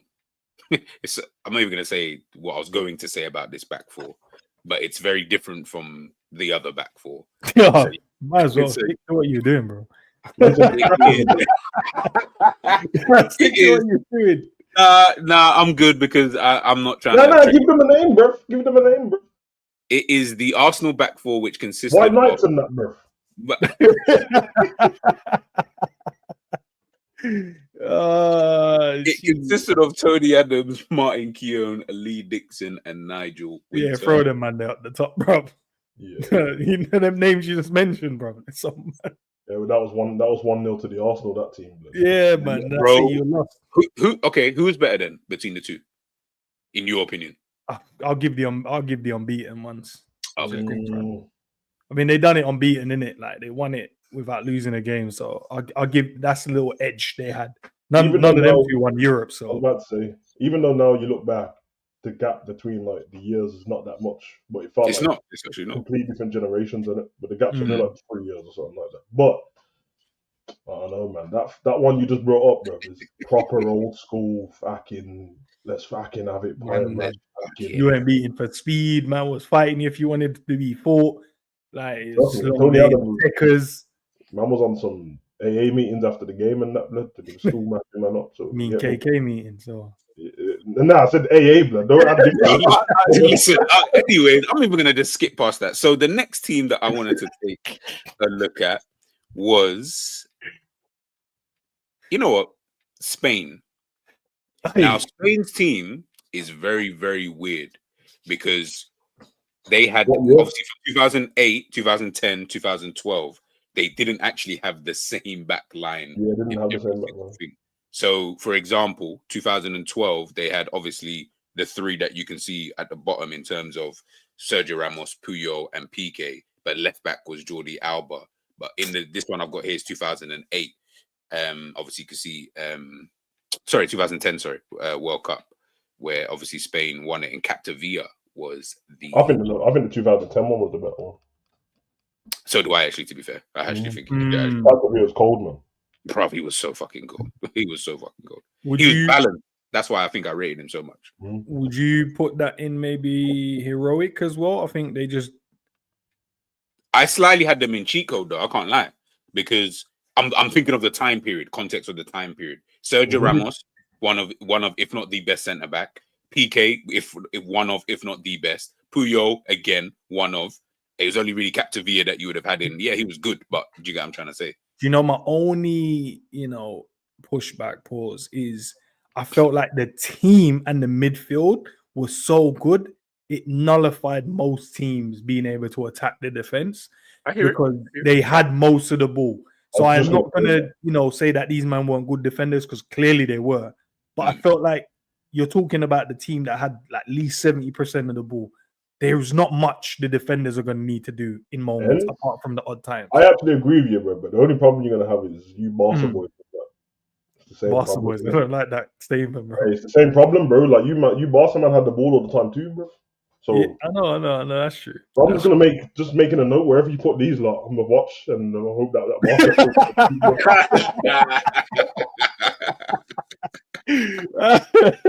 It's funny because I was gonna come to them. I was gonna come to them soon, but I'll leave them. We'll get to that when we get to that. Man United, man. Manchester United treble winning defense. Now, this defense actually was very interesting, to be fair. Gary Neville, Jaap Stam, Dennis Irwin, and Ronnie Johnson. Ronnie Johnson and that. Hey, listen, I can't lie, bro. There's some underrated dons in that, bro. First of all, Dennis Irwin to me as a youth made no sense, blood. He made no sense to me as a kid, bro. I know I was a bit deluded in that, but every time I looked at him, I was like, "There's no way this geezer's a footballer, bro." Footballer. Not anything about him said footballer, bro. But this geezer was so cold, bro. Wow. Did he take penalties or free kicks? Penalties and Free kicks and penalties, yeah. And yeah, man. Left foot, right foot. do you know what, Sav? Have you ever seen that? You G as well, just not off topic, but on it, bro. When you come up against a guy and you look at him, it's like, this is dead eat, bro. I gotta play against him today. Yeah. And then 2 touches later, you're like, oh my gosh, this is Yeah. I start regretting everything. So everything might, because remember, you come into those kind of games a bit more relaxed when you think, what, my man? Now your whole demeanor is like, bro, I got this. When he starts, doing all of the stuff, now I'm like, okay, I need to focus. I need to pattern up because I'm gonna look stupid now. I'm gonna look dumb. Trust. Yeah, I hear it. Because there's some like when my regular stuff don't work against these man, bro. And I'm like, yeah. Then I try to get like physical and that, like, I'll just be aggressive. Then it's like, oh, he's not fussed about that either. Yeah, he's actually kind of strong. You're like, oh fuck, okay, cool. Because you man know, bro, in Sunday League, but there's some of these centre backs and that built like rugby players, bro. And I'm like, bro, you know the rugby player size, but they had the pot belly from the lager and that. And I'm looking at them and I'm like, bro, these man can't. If I get the ball on the floor, I'm dusting these man. Then someone tries to send a long ball, fucking addicts. Bare headers and I said, Rob, this is not why. No wonder you said your spine. You feel like your spine. Nah, but now that one turned the ends. I swear, bro, that turned me to a man blood because that was the worst of my life. I thought, bro, man did the fatality thing, bro. My head went one way, the back went, bro. Yo, that was shit. That was like to get into a car crash, bro. That was horrible. You know when you come out of it, you're thinking, nah, this ain't for me. You don't know when you come from being younger and you're playing with people your age. And it's like everyone's growing and all the kids are like growing at different rates and stuff like that. And when you're a little bad man as well, you don't have to be like a dickhead, but you're very confident and you're aggressive. So it's completely different to playing against grown men, bro. Yeah. I can say a few things on the pitch and do some dark arts and scare these men, bro. You get me? Once you put one on somebody, they're not coming near me again. Grown men don't care, bro. They got work in the morning, bro, and they pay. Bro, real talk. They got work in the morning. You know when I knew man was just smoking a cigarette on the side, and I was like, okay, so he doesn't even care, bro. he's coming back on. These men don't train them. They don't have They don't go training. No train. They go to the park and have a little kickabout, bro. In the morning, bro. They ain't got time for training. Training for what? And you know, the man, they were sometimes mad fit as well. You like, because they were all like construction workers, so they were just cardio all day, lifting, pushing, pulling, whatever. So they were still fit, bro. Yeah, crazy, bro. And that's when I started to realize, like, football's not that personal, and it was a bit aggressive, bro. But I used to think that the way man were tackling me on the pitch meant these men hate me, bro. The way they're tackling me. Yeah, but then you get into the little clubhouse after the game, like, great game, geezer. Good lad, man. You want to come and play for our team? I said, big man, you've been kicking me all game, bro. You picked off my whole Achilles, man. Yeah, bro. And that's when you realize it's not personal. And then that's when I could enjoy football after that. After that moment, I was like, it's not personal, bro. Yeah, I mean, cold, bro. Now you got man on YouTube who ain't even been through that trying to tell me how to play football, you pricks. Oh, do you know? I'll tell you guys off. I had a conversation with a pro female footballer yesterday. You know when I said I was going for my massage, she plays pro in it, and we was talking about the exact same thing. She was like, these people on YouTube that keep speaking about football and then never kicked a football in their life. I said, raw. Yeah, see, they got these things, bro. And don't let Joey Barton find out who that girl is, blood. Yeah, for real. Not Joey Barton. He does. Nah, Joey's not mad, man. Still, he get tackled Sunday. How has he not been cancelled, bro?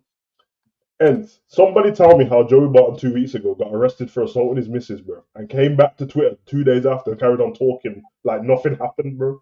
I was so confused. I was like, somebody running his account. He just left court, bro, for mashing up his missus, and then came back to tell us that homegirl on Sky Sports was talking shit. And that's the thing. He actually fully says it. Like, bro, she was. Yeah, because I don't know if you that saw the clip. I felt bad for the thing still. Like, I don't know if was it in the Sky Studio, and then it was like over to you, and then she was like, yeah, so, you know, he's got the ball, so yeah, so think if he plays a little bit better. I was like, shit, this one is actually bad, but it's bad to the point where I was like, I felt like dropping a comment like, just leave her alone, bro, because the bullying was mad. Yeah. You get me? Realistically, it's Sky Sports' fault for putting her in that position.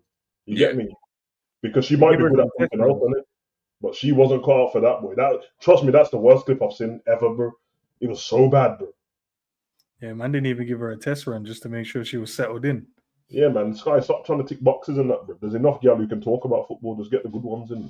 That's the thing. That I think that's what. Not everybody, because some guys are actually just freaks like that. But that's what annoys people, like people like myself, more than anything, is that it's the same with the men's thing. Listen. You see, when England are playing, I never, and I'm going to say this here on my own YouTube channel, I do not want to ever listen to Lee Dixon.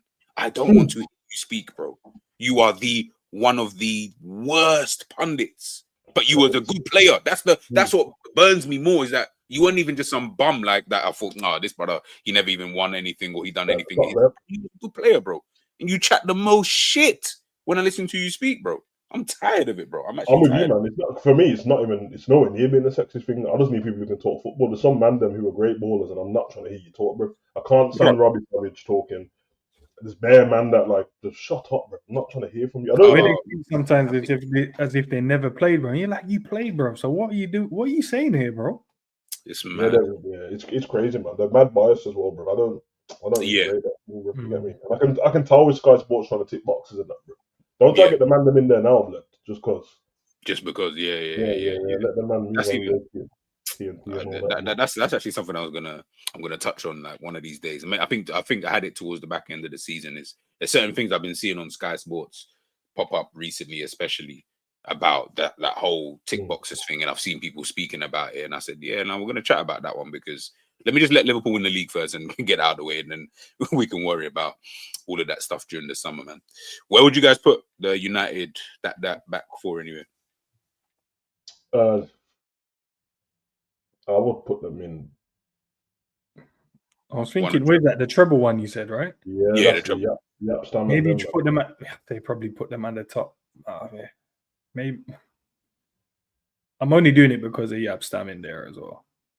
Yeah. That's kind of why I had them in heroic more than anything else, because probably gone. Yeah. Especially around that time as well, they didn't even have everything as easy as man thought. But that to I mean, you know what? Yeah, I can't even lie. Yeah, going back to look at some of these Premier League tables and then start remembering the fixtures and stuff. Yeah, people act like, yes, obviously Man United were Manchester United, of course, and they won all the time. But it wasn't, as you said, it wasn't like, it wasn't easy like that. Like, no. That's why the trouble went so much to them at the end, because it was a hard season for them. That, bro. Yeah, man. Like coming back from 12-point leads and that to win the league, bro. Like if someone did that today, we'd be going crazy. Oh my goodness! And when I told you the other day when I said I remembered how their season started, losing to Sheffield and all that, bro. Like, they were failing in that. The FA Cup they won in that treble. That's the Ryan Giggs ripping his top off against Arsenal. Arsenal were better than them. Yeah. Shit, that was the same thing. Yeah, yeah, that's the famous Ryan Giggs run. So, and then obviously the Champions League, they were losing with 2 minutes to go, bro, and they scored 2 goals in 2 minutes. So when you think of how the season went, you're like, okay, I understand why it means so much to them, because they had to battle for them. Do you know, it's mad because it's similar to like our one, but we just didn't cross the line in the Champions League and the Premier. Yeah, pretty much. We clawed back Man City. What, 14 points or something like that? We clawed that back in, and we lost 1-0 in the yeah, it's mad. Yeah. When you think of that, though, when you say 14 points, you imagine what would happen if we had won the league.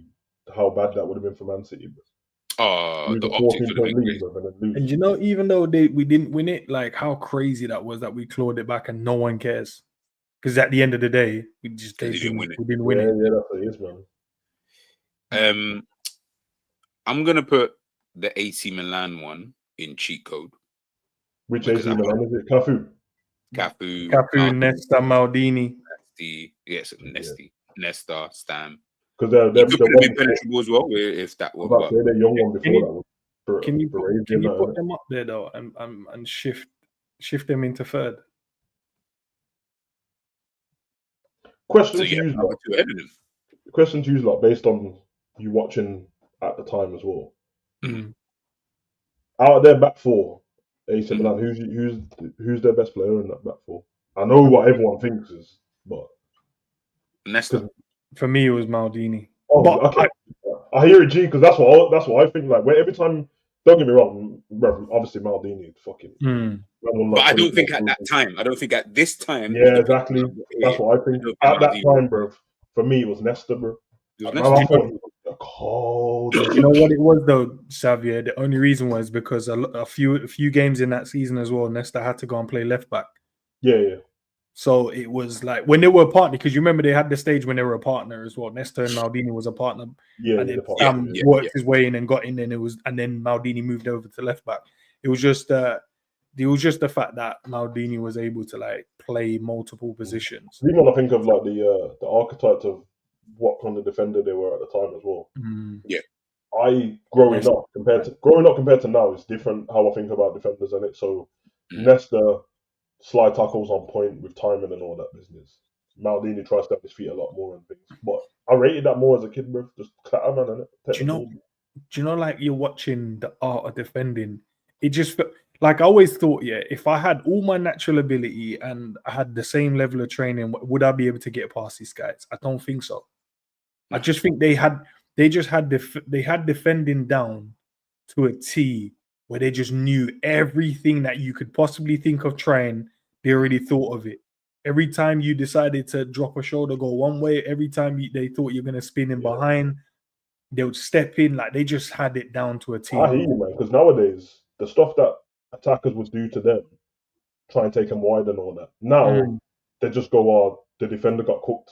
I'm like, bro, he's fucking wide. He ain't gone past him yet. Like, just like taking him towards the corner flag isn't cooking him, bro. That attacker's goal is to get towards the goal, bro. And I'm taking him away. How have I been cooked because he ran past me, bro? I sent him down there, bro. Put you further away from goal at an angle where you can't score. In today's football, you see it day in, day out. It's like, oh, he got cooked. I'm like, what the fuck are you, man, talking about, bro? And that's how these man. Just remember, like, think of how these like would be dished nowadays. If these like were around now, that man would be costing them, bro. There'll be a lot of. I said this. I remember Roms. He posted something about. I think it was 𝐒𝐂𝐃, but it might have been someone else. And he said, in today's day and age, he'd be considered a scrub. I was like, there's bare players that in today's day and age, with you fucking Gen Z guys, like you guys would be calling, this guy's a bum. He's only got 5 goals in whatever amount of games, or fuck it, this guy he can't dribble. Yeah, have you mentioned that thing that Zidane clip that's been going around for like the last 2 months? It's like a short, but it's like AI as well, and it's like it's basically like the whole video is exposing Zidane, and the whole video is just costing Zidane for the whole short. And I was watching it, I was like, bro, what is this bullshit, bro? Oh, so they're doing. I didn't know they did one for this. I know they got the one for Ronaldo. That one came first, and then you posted. I seen your comment on the Ronaldo one the other day, and I was creasing. I'm like, come on, man. Stop the film. I think one of the clips they put in there was Ronaldo missing a sitter, and I'm like, but they showed 2 of the clips from the same game. Yeah, but they won the World Cup in that game, and he scored 2 goals in it. Yeah, so I know that, but I'm like, well, how can you get onto someone and show the same clip in? Bro, listen, bro. If Salah misses a sitter in this Champions League final, if we get to Champions League final, Salah misses a sitter, but scores 2 goals for us to win it. Don't be trying to show the sitter in the. Bro. I don't give a fuck about the sitter, bro. Like, forget all that. Yeah, I couldn't believe it, bro. I'm like, bro, R9's been attacked. That's where I draw the line, bro. That's what I'm saying. Personally, it's like R9. Like, of all the people that when we do this like international break and we start doing comparisons, I don't mind you talking about everybody else, but R9 is supposed to be unilaterally. Everybody knows. You just leave him to whatever he's owned. He's in the Messi, Cristiano Ronaldo kind of, and even Cristiano Ronaldo gets some level of disrespect. To be fair, he gets cussed as well. R9 doesn't get cussed for anything at all. Like, as soon as I saw the Zidane video, I did some research, went back, tried to find where the source of the video come from. I just wanted to know the kid's age, bro. And straight away, I was like, this kid's about 20, bro. I said, I hear it, bro. My man just read some stuff, bro, and he went on Transfer Supermarket and saw that Zidane scored that many goals that season and said he was shit, bro. Man, I'm trying to hear that from you still. Football's more than that, man. That's why I got that video tomorrow, man. So Yeah, man. Don't be worrying about how many goals my Yeah, midfielder scored when my striker scored 40 goals. Shut up, man. Don't worry about that. Nah, bro, because you think Man City were worried about, bro, you know how much goals Grealish and Doku in that scored that season when Haaland scored all the goals? Not many, bro. Yeah, not many, boy. Nobody cares, But no bro. one cared because you got trouble at the end of it, like, so no one really cares. Like. Outrageous stuff. All right, let's go on to. What time is it? 7. Okay, the games kick off at 8, right? Yeah, Mhm. Get it done before then. We ain't got long to go. So let's go to Liverpool again, actually. Liverpool, before we get onto some of these heavy hitters. 05, Champions League. 06, FA Cup. John Arisa, Samuel Huppier, Jamie Carragher, Steve Finnan. heroic. Heroic. You both said it at the same time. Hey, you heard them name? That's the man that's throwing everything at the football, bro. Yeah. That Champions League final typifies heroic football, bro. Not the most. You know what? Big up, by the way. Big up to Jimmy Traore. I have to throw you in there for the Champions League final. Yeah. You know there. what? You're right, bruv, because there was the season before. I swear I saw this geezer score own goal against Barnsley. Like the Cruyff turn was mad sub to this day, bro. I'm sure Southampton as well. The Cruyff turn finished. Bruv, me going into school, having to deal with the backlash of that, to this day, I need to have a word with Trevor about that. Yeah, because my brethren was like, right, your defender's scoring like that. Cruyff turn. Bruv, I remember it so bad because I remember Arsenal had Farnborough or something like that and smoked them. Farnborough was non-league, by the way. But, yeah, man. Traore, you're right, man. It was a heroic, bit of a bozo at times, but you know what I mean? But, yeah, man, heroic team, bruv. And you know what, bruv? I know we've done it with United one already, and Neville was right back in that one. And them two are pundits together now. I don't give a damn. People keep doing this with me. Every time I mention Carragher and Neville, they go, even Carragher and Neville said themselves that they weren't that great. I don't care. I saw them, bro. They were that good, bro. Like, just because they keep downplaying themselves because they're sitting amongst legends, bro. Bro, they were cold, bro. That's what, like, especially Gary Neville as well. Like for guys who it's because they do punditry in the new age of football. So if they stand up and go, no, it's cold, what will then happen is someone will go and compare stats and be like, rah, you were on the 50th percentile in this. So they don't want to get into that argument. So they downplay it. No one will then do a comparison. The moment they say, and I'm with Savage, the moment they go like, rah, I'm, I was one of the best right backs in the world. But we're like, best right back in the world. Let me go and look this. And then it's long. Yeah, and then Carragher really doesn't think he was that good, bro. I watched the whole podcast with him talking about his life, and I'm like, rah. I'm not dissing him for it because, bro, I guess everyone does it in their life, and you two are better YouTubers than you think, bro. I hear it. Man does want to big themselves up and that, but I'm telling you, man, like these lot were cold, and Neville won bare stuff at United, and he wasn't no bit part player. That's what I'm saying, bro. He was his brother was a bit part player, and even his brother played bare games for Manchester United. Like, I'm talking about the class 92, and he speaks about it like he weren't part of it.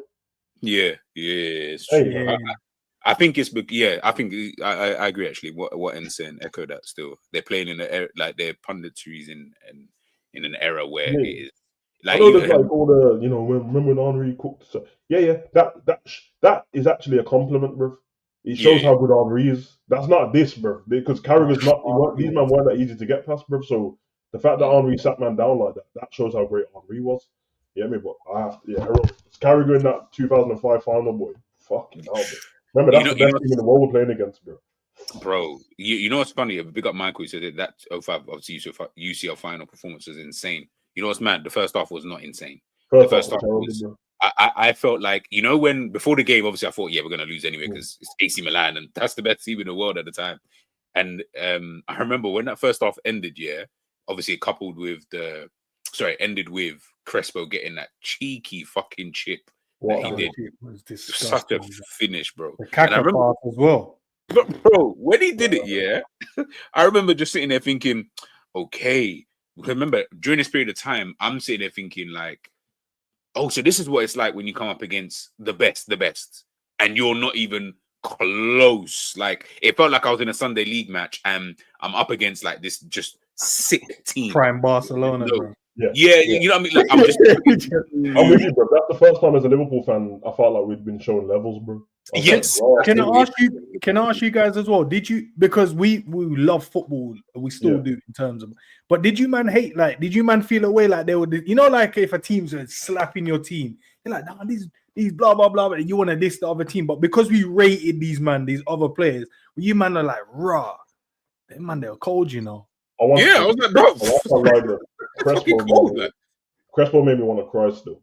It's unbelievable, man. And you right, that pass that split us apart from Kaka, bro. I seen Gerrard stretched the heart, bro. He stretched so much to try and get that ball, bro. Pierced the defense, bro. I said, bro. And man, after, I know, let's be honest, bro. We didn't rate Dudek like that. And so, so even he couldn't save them anyway. But because he had been shit before so much, I was just blaming him for everything, bro. I did nothing. Little did I know that, 10 years later, there's a man called Karius to come and make it. You know what I mean? But at the time, Karius, I see him make his debut the other day. I said, "No more good Karius, man." You know what I mean? Man spends all this time in the gym, and I have no ill will to Karius, bro. I don't. When I watch the replays back and that, the shit just makes me laugh now. But man's whole life got ruined after that game, bro. Mental health, concussed, bro. Now I tried to defend that, Sav. I was like, no, I spoke with the doctor, and the doctor said he was concussed. If he didn't roll the ball to Benzema, and then it was just the one where it popped out of his hands. Yeah, probably would have felt as bad on the day, but you could forgive it. But the one where he rolls to Benzema, even when you watch the replay back, and I saw it last week, I did as well. Bro, it looks so confusing. Like, bro, it's not like Benzema's not in his eye line. He can see him. Why didn't he throw like an overhead instead of the underarm? Brother, this geezer gives him the ball like he's giving Benzema the ball to have a free kick. He had a match fixing moment. Yeah, because you can see that man are walking off, bro. Like, if you look at our team, everyone's about to face the other way. They're walking back and they're like, yeah, take the goal kick and that. This geezer just fucking roll it to man and said, have that. Like, if I didn't know better, it looked like match fixing, bro. He did, bro. When like, don't let Benzema be the player who's around when stuff like that is about to happen, because that brother seems to always get goals like this. Like, I'm like, because he's just one of them kind of guys. Like, I can't lie, because people tried to rubbish Karius' whole career. I was like, brother, but he was all right. Like, prior to that, like that. Yes, I know. In Germany when we signed him, he got Bundesliga keeper of the season before we got him. Thank you. So, like, people but Karius wasn't even that good. I was like, are you remembering Karius like properly? No, because if you ask all the people, name me other Karius games before that game, they won't be able to tell you them. They won't be able to tell you. Facts. Yeah. It's just that tarnished him so much. And then you've got to remember, that's the last game of the season for us, isn't it? The Champions League game. Yeah, but then we played like Tranmere in pre-season. Then let the ball go through his legs. I said, raw. He never recovered from that. No, he never recovered. And then I remember he was going out with homegirl from Made in Chelsea. She left him, bro. Because the fans were getting on to him. Can't deal with that kind of slack, bro. We can't be bringing no, she can't be walking down the road and these times she's getting tomatoes slapped. Man, say, you're gonna catch your football next week, big man. Yeah, bro. You see all of that kind of chat, bro. Like, we're arguing there and there on the spot, 100%. I don't know how footballers do it, but we're definitely arguing there and there on the spot. Catch the ball next week, big man. Man City. So we're looking at the season that Ruben Diaz, but it's like from that season they got like a 3-year period. So you got Ruben Diaz, John Stones, Kyle Walker, and Cancelo. This is a weird one because I feel like is that Kyle Walker as well? Yeah, Kyle Walker as well. Sorry, the best Ruben Diaz season is the season we won the league in the year after, and they won it like it was pretty much behind closed doors the whole season, and that's when everyone said he was better than Virgil. But Virgil was injured, but he was cold that season. He was throwing himself in front of everything. Then the season after, I just think he had one really world-class season. Same, that's what I think, bro. But he's been good to okay the rest of the time. Like, he's not dropped below like okay. The problem with that is I think it's because they never found the settled partner with him. Yeah. Remember, John Stones went to Saudi. John Stones got the injuries as well. Then they brought Ake back. Then that didn't work. Then they had so many different defenders trying to partner, but they never had a settle. The one I would have loved to have seen was him and Laporte. I thought that would have been mad, Yeah. Yeah, because when Virgil was When Virgil was out at the beginning, remember when we won the league, they said Man City said they were rubbish because Laporte was injured all season. Yeah. So he was actually cold before that. He was actually cold though. That's the thing. He was. Yeah, because he even changed the international team and he moved over. Yeah, man said, "Yo, I ain't getting no game time. Let me move over to here." But even Laporte did it as well because he was French and then he changed. Man just changed the thing, bro. It's weird though because I'm watching man like the way man are talking about Ake and that now, and I'm like, yo, ain't it funny, bro? Treble winning season for City. Ake was one of their best players, if not the best player, bro. Honestly, I know that it's gonna be everyone's gonna be like, oh, Rodri and Haaland and that, but Ake was cold that season, and now everyone's come back to boying him again. He's injured again as well. He's injured, had surgery on his foot. Surgery on it, yeah. Mad. I'll put City in. Cheat code probably. Yes. And Salah was doing mad goals as well. Yeah, you know what? I mean cheat code actually because these men were playing like midfielders as well, bro. It was actually, that's what I was thinking. City was definitely winning that league because it gave off that training feeling, and that's not what you want when City's around. It's actually mad. Big up to Goreshi. It's like I never watched Franco Baresi and them, man. So that's why I couldn't put them in. I know that you're saying 90s, but I don't even know too much. Like I know who he is. It was like from 94 and onwards. Oh yeah, yeah. We're not watching them times, bro. No, I was 4 years old, bro. I started watching like Football Italia around 6, bro. So At 4, man, are telling me you remember at 4 what you were doing, bro. Like okay, but stop right there because you and I both know, and Savage, we both know, or we all know, should I say, that there are men who will tell you, trust me, because when you do, bro. I saw on Copies like 2 years ago when they were doing the draft and that, and then there was like you can only pick players you watch, and then Matt tried to pick Baresi and that, and I saw the way they looked at him. I was like, Matt, you've either got a fake passport, blood, or you've got superhuman memory, bro, because you're not that old, bro. Like, what are you talking about? Yeah, there's no way, man. And by the way, I'm Gorish. I don't know how old you are, so you probably did maybe watch them. But in general, you YouTube guys, don't try act like you know about them, man, because you don't. Like, we don't need to I think minimum, you have to be born in around like 87. You have to be born around 87 to realize how good Baresi was by the time he was. Literally, bro. I'm like, Baresi. Okay. Remember, if you're born in 87, at 1994, you're 7 years old, bro. So even then, you have a little inkling of like, right, I remember exactly, and you have to be in tune with football, and maybe like your dad or someone is on it, like locked in with you. Yeah, that's the only reason why I know about defenders, because my dad, I was an attacker. My dad used to annoy me with defender talk, bro. My dad looked back at it, so he just used to constantly on this, best defense in the league. That's what it's all about, defense. Shut up, bro. Because a lot of like the guys I train, like their dads would be like, "Oh yeah, nah, Baresi and da." I'm like, I hear it from them because they're a lot obviously older. But I'm like, I don't remember this brother. Like, unless I go back and watch videos of it, I'm like, right, cold. But other than that, even like Platini, and I'm like, and again, it's me watching videos. I couldn't tell you sit here and be like, oh yeah, like obviously people say, yeah, like it's Platini. Some people would have Platini ahead of Zidane just because of what he achieved with France and stuff. Some people obviously have it the other way around. But I'm like, Platini. I'm like, what, my man that I see with UEFA and all of that. Yeah, bro. That's the way I look at him. Like, I don't know him as a... Yeah, I know him as the UEFA don, bro. He's the UEFA guy. I know him, bro. Corruption president. Corruption, yeah. I remember this Donny kicking. I need to take your cunts. Oh, for fuck's sake. Sorry. That's all right. That's all right. What's the I got a bet on them getting to the semi-finals on it. So fuck it, bro. Who do you have a bet on to get to the semis?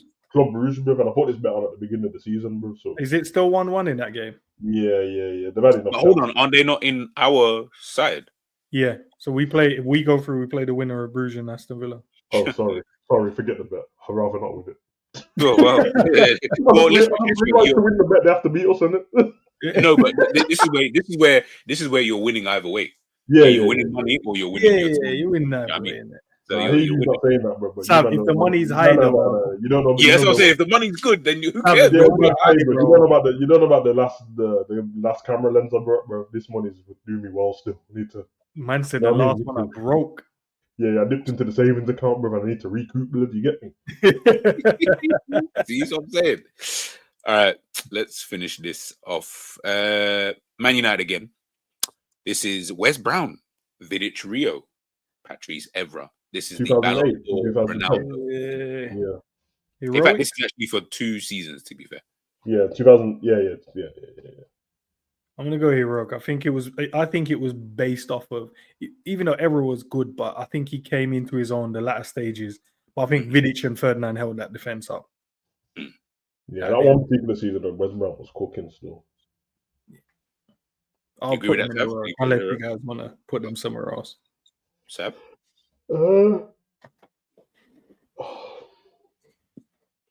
Stuff. Was it 2008, 2009 season and 9-10? Yeah, technically it's actually 06, 07, 07, 06, 07, and then 08. I would say the 06, the 07, 08 was feared. They're a problem then. These men were all in their prime in it, but the 06, 07, yeah.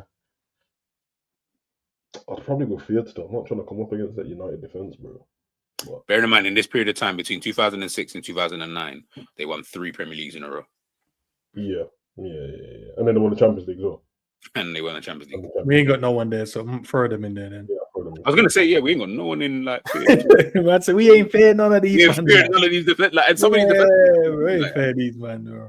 Yeah, to be fair, man, if Barcelona wasn't around them times, bro, these men would have mocked up everything, bro. So yeah, true. Very true. I'll give you that. That's true. They were actually serious. They were feared until Messi come up against them, and then it was long. Yeah, it made he's so mad that it made him look like bro, Messi. No one would. So where would you put then Atletico Madrid's defense? Felipe Luis, the one that won the league, 2014 one. Yes, the dark arts back black. Fran and them man, blood. And Godin. Yeah, can we throw them at the top, blood? No, hold on. I'm trying to see. I kind of had them in fear. I can't even lie. Yeah, they're feared, bro. Yeah. You know why? Because the reason why we talk about Atleti's defense now of how they are dark arts, it's because of that team. It's because of that team. Yeah. Because of that team, bro. Yeah. Them man, they did not play. Yeah, because used to, obviously I know, but the man them that don't watch the Liga, they only say all this stuff about Simeone because of that team. They're still remembering this. You get me? And don't forget Miranda as well. Miranda. We need to check Godin's passport still, Carl. This man was old at 10, blood. Yeah, he was like 50 at 10, innit? For real, bro. Just old man. Yeah, he was old ages. There's a couple of men out here that I don't trust. Long face. Yeah, old man looking like him. He look old from time. Chiellini look old for time. My man at Thingy Atalanta, Zamba Costa, bro. How come he's just always old, bro? What about Salgado? Did he look old throughout his whole career to you guys? Madrid Salgado? Yeah. Yeah, I feel like he just always looked the same. Yeah, just the same. He looks the same now. Yeah, it's like just old faces. Yeah, bro. Big up to who just asked that question. Honestly, joined in 2013. So literally that was in his second or third. I can't remember what year they won it. 13, 14? Yeah, when he came in, bro, he made a big difference as well, man. Top spender, man. I forgot they had Lucas Hernandez before. Hey, did you see the clip going around? They would have won the league and the Champions League in the same season, but did you guys see the clip going around of Simeone and celebrating the 2 tackles from Gallagher? Yeah, bro, I don't know. Man got Gallagher that's out there doing bits. You know, every time I watch Atleti game and obviously playing Madrid tonight, so they can piss off, but.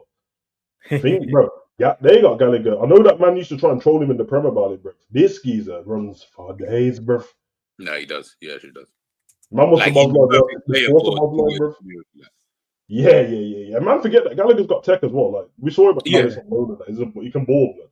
But maybe it's that time, bro. Simeone, you know what I mean? Last time he had Trippier in the squad when he won it. Maybe he needs an Englishman in the squad. Imagine if Simeone had Szoboszlai in his midfield as well. But what am I saying though? If Gallagher wins the Champions League, bro. Bro, certain Chelsea man have to keep still on mute for time. Because usually are at the top by a point, isn't it? Atle's on the same. Two again ahead of LA. No, Madrid. No, but we're not second. We're third. Yeah, no, I don't care. No. So it's not. We don't talk about the first. Yeah, I mean, that's what I'm asking. I'll say they're thinking, no, I swear it's only a point though. No, it's not like Liverpool's ahead of Nottingham, are you, bro? Can't even give Barca fans a compliment without them dissing me, bro. Just let me live, man. I'm just saying, bro. Like we've seen how that league's going. It's been up and down all season. They've been pretty consistent though. They haven't really been up or down. They've just been there. And if it stays like this going into like the final 3 games, bro, who knows, bro? I think they could really pick man to the post, bro, and win it. I think this league and Serie A are the 2 best leagues this season that I've seen so far. That's why I hope if we tie this up early, man, we can fully concentrate on that race, bro. I don't mind missing a few Liverpool games just to watch it because I know it's going to be interesting. These man, it's going to go down to the wire. You know, one thing I just realized, yeah. You know, it's possible. You know, it's possible to be thingy as well, isn't it? It's possible to have, if I'm correct, it can be an El Clasico final, Champions League. Yeah. Or it could be a Madrid derby final, Champions League, and then La Liga can go down to the last day, bro. No, it can't be a Madrid final, Champions League. But at the same time, they're playing each other. Oh yeah, playing today, innit? Yeah. So it can be an El Clasico final, though. El Clasico final, yeah. El Clasico final, yeah. Or it could be Barca Atleti in the final. It could be that. And then I don't even want to jinx it. No, but imagine though, like, because the Champions League's only going to be like 2 weeks after the season finishes. Yeah, that's a mad birth. Listen, Spanish teams may rise to the top. I'm just looking at Simeone. Yeah, I feel like because obviously Simeone's been there for time. He's been at Atletico for time. I almost feel like Arsenal fans are hoping that it happens like that with an Arteta, i.e., one manager who can stay there for time, does his thing, doesn't always win. So yes, he's going to go 5 years without winning a trophy or whatever, but he'll win one random one in year 7 potentially, then not win it, and maybe even go back to back potentially, depending on how good they are at that point, and then just be here for time. They might even make a Champions League final here and there, kind of thing. Again, they'll have that, like, you know, you always get like 2 years that you're probably really, really good, and then you kind of just potentially fall off unless you're Manchester City. So I feel like that's what Arsenal fans, that's the way that they look at it. Hence why some of them are like, obviously I know a lot want him out, but some of them look at him and think, no, we got to keep him. Who else would have kept us at this stage? He's improved us. And I'm like, okay, like, come back to me in 2 years when you ain't won a trophy. You're going to be sitting there scratching your head. I promise you. I agree. Mignolet is screwing. Yeah, I just see it Bruges scored and don't go on it. Bruv. Question, let's say we wrap up. Mignolet had a great season, man. Bruges have been on smoke, bruv, and been on serious smoke. To get buried by an own goal like that, top bins, is crazy, blood. I have to fight man in the change room for that still. Would you man care about the rest of the game? No, Enz just said it. No, I couldn't give 2 shits about the rest of the game. No. Once he won the league, I don't, like, for me, we can't do unbeaten. So it's not like we could get unbeaten. The points thing, I don't care. I don't give 2 shits. Yeah, I'm on that. As long as we don't get embarrassed, bro, I'm good, bro. Yeah, obviously, yeah. I ain't trying to get even then, I'm just like, I don't. We've won now, innit? Like, now I can fully go and focus on the other division, the other league. But even that, I think honestly, from a Liverpool perspective, like, I don't care about like the rest of the league. Oh, we'll be like, here, what is there to talk about? I'm sorry, guys, Liverpool fans. I know it sounds mad, innit? Because you'll be like, who cares? But realistically, they're gonna want to know what content we want to do as well, innit? So it'd be interesting. Do some watch along. Then we'll do watch along. So they don't matter. Just because I think momentum wise for Liverpool as well. If we wrap up the league early, we can obviously man them can get more rest for the Champions League games, but they're still gonna have to play because Liverpool without momentum, shit, bro. Like they need to play. That proper like rotate BC. You don't know it. Like everyone's gonna say, we shouldn't. We'll win the league. Like we shouldn't play Salah now. We've got 4 games left of the league, and he doesn't need to play. Bro, you ain't stopping Salah from playing when he's got records to break. Dickheads, blood. Salah was scrap man still. Yeah. Salah was scrap man for that.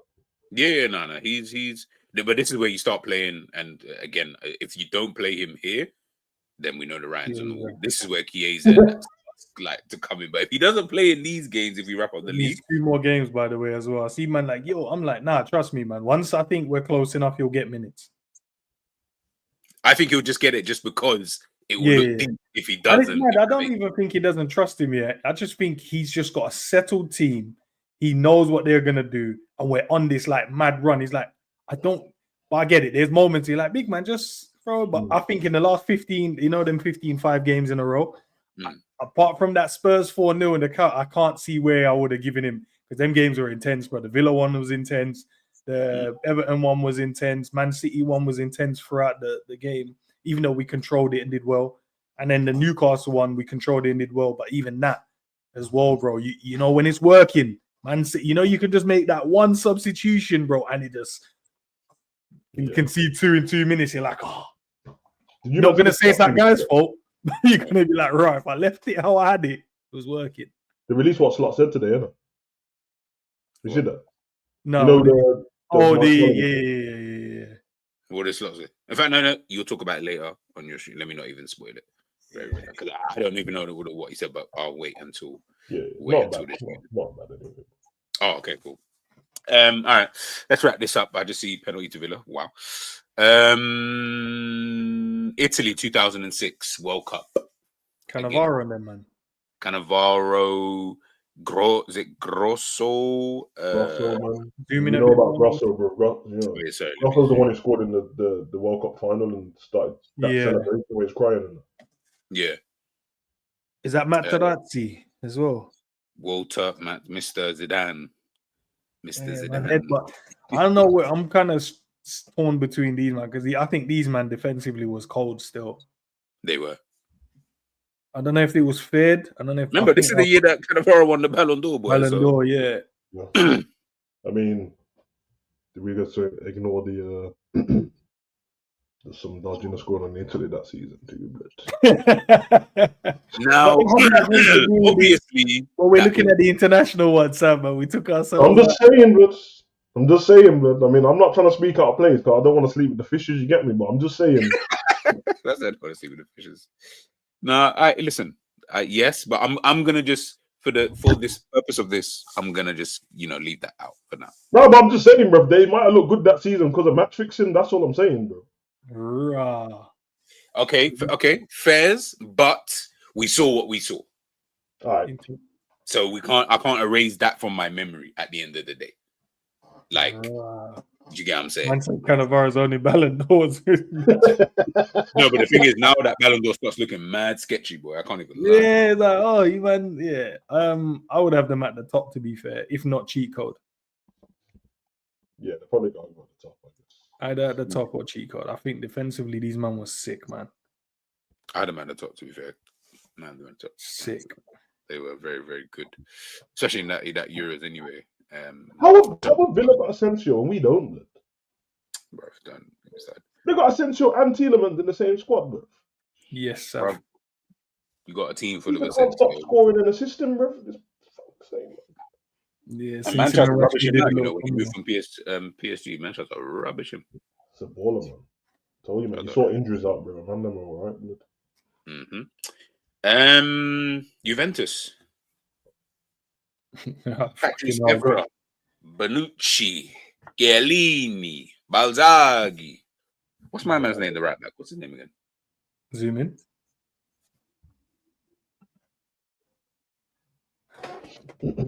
So he says, "What? That's not the Polish done, is it? Hold on."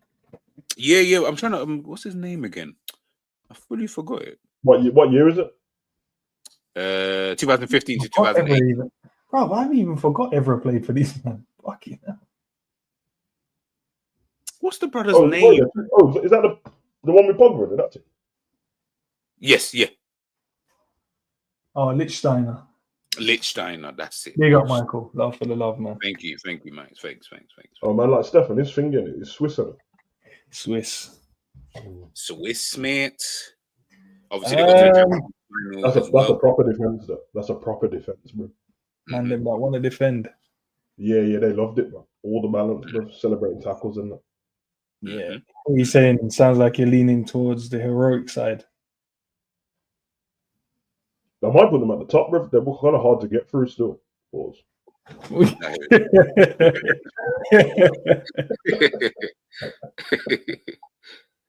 I hear it. I paused myself in the car earlier talking to myself. Oh, don't get twisted, man. I've done that enough times, you know. Said I'm such a child, bro. Why am I pausing? I'm talking to myself, you know. I can't say that. I started creasing to myself. I said, "Yay, yo!" What was that still? I'm just imagining him driving and just says I'm mad to himself. Don't care him, though. Don't care him. No, because I'll tell you about offline. It was mad still. Yeah, go on then. Let's say the penetrable, yeah. God All right, damn. we're down to the last. What's that? 1, 2, 3, 4, 5, 6. Chelsea, Ivanovic, Cahill, Terry, Aspilicueta. That defense is cold as well, man. So cold, bro. So cold. Serious defenders, bro. Mm-hmm. Knowing what it means for a clean sheet. Whose team is that? Conte's team. Looks I like want another to actually Mourinho say one still. Mourinho and Conte. 2 seasons. Yeah. Mm. No, let me see what year they had it as. It depends if it's like the 2016. 08. Might be another cheat code still for me, you know. 11. Yeah, they were the coldest, bro. And they had that defense had goals in them as well. Yeah. They were coming from bare corner. Yeah, it's true. Ivanovic, you already knew, bro. Ivanovic scored bare goals, Chelsea. I think he scored about 33 goals, something like that, 30 goals. So it's mad for a defender. Mad for us, yeah. Centre back, right back. You say cheat code minimum. I can they just had goals. Sav is right. They had goals, man. You're right, man. Yeah, you're right, Chico, because obviously you got Ivanovic who can play centre back and right, but Aspilicueta can play everywhere at the back as well. Cahill used to get bare goals. Cahill was underrated a bit too, you know. He was good, man. He was good, man. Proper. He was good, bro. I remember moving from Bolton to Chelsea, and I remember people thinking, "Oh my god, why did you sign him?" Look what happened.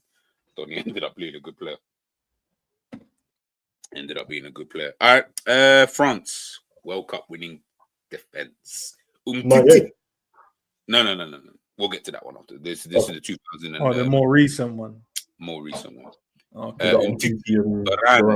Parvard, and who is that? Is that the Hernandez? Yes, it is. Yeah, I don't even know where to put these, man. You know, because I don't think they were feared. I think it was the industrial. They knew what they needed to do.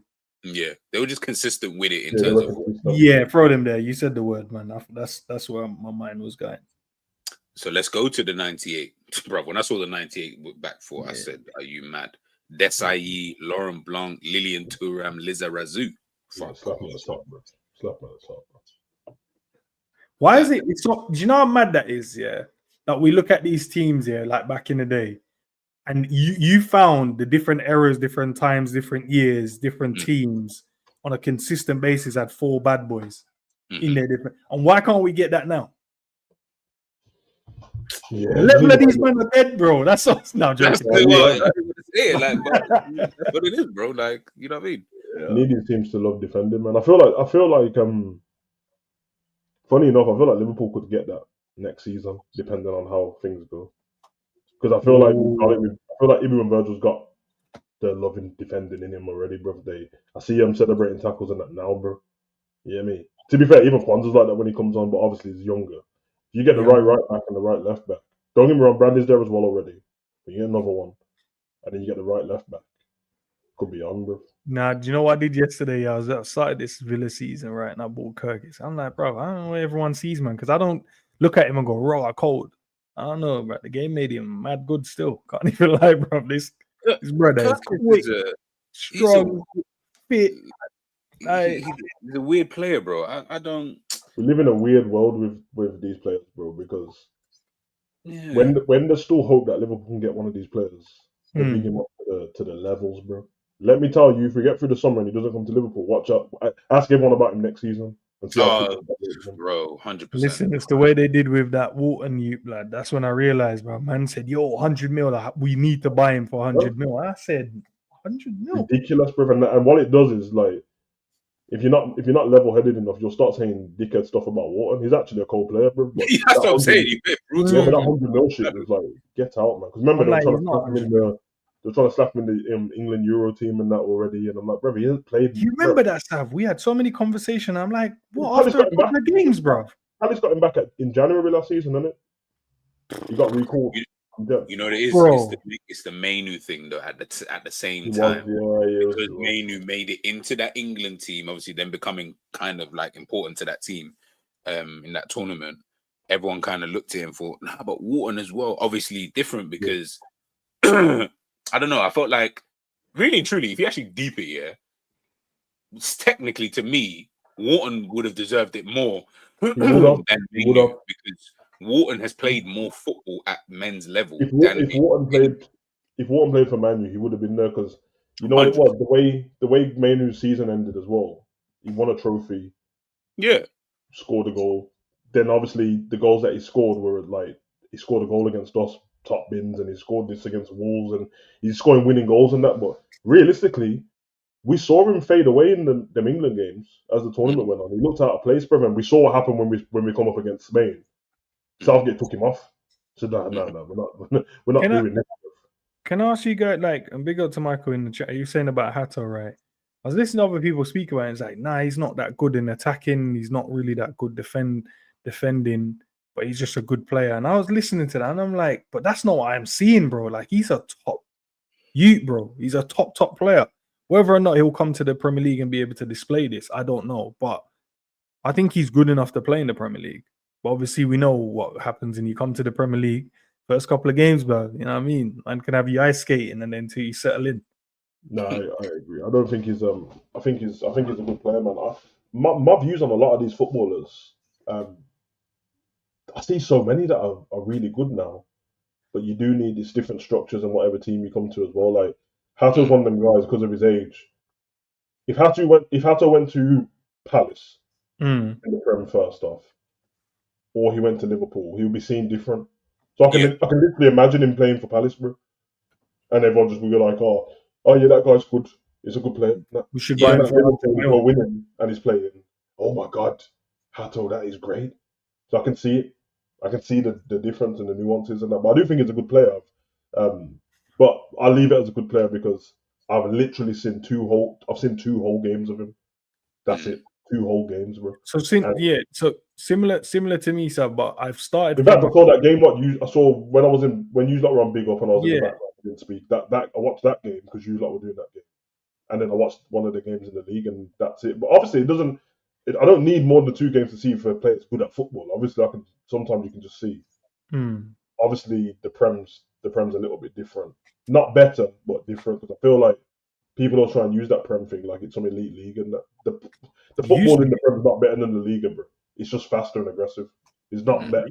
It's not better than Italy either. So I know people try to use the Prem as the measuring stick, but that's just because it's the richest league. It's not the best, bro. And obviously, whatever you watch the most, whatever you're more emotionally invested in, that becomes the best league to you, innit? What about the? Obviously, I've listened to the man them speak about the Frimpong one. And it's like if you hate the way Trent defends, you're gonna hate the way Frimpong defends. Yeah, that's not true. I thought that, Sav, but I'm just like, bro. But remember who were listening? Like this is what I'm saying, and we talk about this. It's not true, man. I heard Thingy. I think I heard Cal say it yesterday on copies. I think, and I was like, nah, that's not true. Like, I've heard so many different people say they don't rate this guy, and I'm like, Frimpong, bro. Let's put it this way, bro. I'm not. Do your 10 kick-ups inside. Hear what you have to say, bro. I'm tired of this. Man, them are extremists. That's what it is. Online content creators are extremists, bro. They are, bro. So like, bro, without being a dickhead, I don't mind being called a dickhead actually, but we know when man ain't watching these players, bro. It's fine. So instead of just saying don't really watch him too much, but it seems decent or not, it has to be one or the other. It has to be extremely great or it's terrible, bro. And I'm like, bro, both things are not true from what you're saying if you've not really watched them play football, bro. And we know you've not watched them play football. You can kind of make stuff up to me if you want, bro, but you're talking to the wrong person, bro. I gamble too much, bro. I know when these games are on, bro, and it's impossible. Yeah, watch this game you watch this Bundesliga game the same time you watch the Liverpool game, and one kicked off at 2:30 and one kicked off at 3. All right. And then you watch this game at 5:30, the Eredivisie one. Funny that because you were streaming, I saw you. Then you're gonna try and tell me you've done it in your spare time. Spare time? You just said you didn't have spare time because you got to look after the kids. I'm not dumb, bro. Like, man, ain't watching these games, bro. It's fine. It's fine, bro. We all know unless you're Michael Talks Football or Steve Blood, Strasbourg Steve, no one ain't watching these games, bro. These men watch all the games. These men watch all the games, bro. Like Steve, big up to Steve, bro, because this Donny, I'll click on my YouTube. Nah, he has a watch along every 2 hours, bro. Every 2 hours. The watch along will be like some League 2 team. Like, to be fair, big up Steve, because that one time I jumped on, we was watching I'm sure it was a League 2 game. I'm sure it was a League League 2 game. And that just told me straight off the rip, because he was telling me about the players. I said, what? Yeah, Like, because I swear Steve said, I don't want to quote him, but I swear he said he started watching football late. Yeah, so he said I'm doing a lot of catching up. Bro, because there's one dude in the wrestling space who does that, bro. That he started watching wrestling last year, bro. Now he won't stop streaming about wrestling, bro. Like, raw titty, bro. Man just said I need to catch up with 30 years of wrestling. That's crazy, bro. Sometimes that's putting in the serious work. Big up JJ, man. Big up. JJ came in looking like the Liverpool fitness coach, you know, blood. You know the random that random lights. What, like the hip flexor coach or whatever? The hip flexor coach, the shorts for no reason is cold blood. Some joggers. Them man, they just get spudded. They're in the gym. You don't know what they're doing. They just get spudded. They get paid just to get spudded.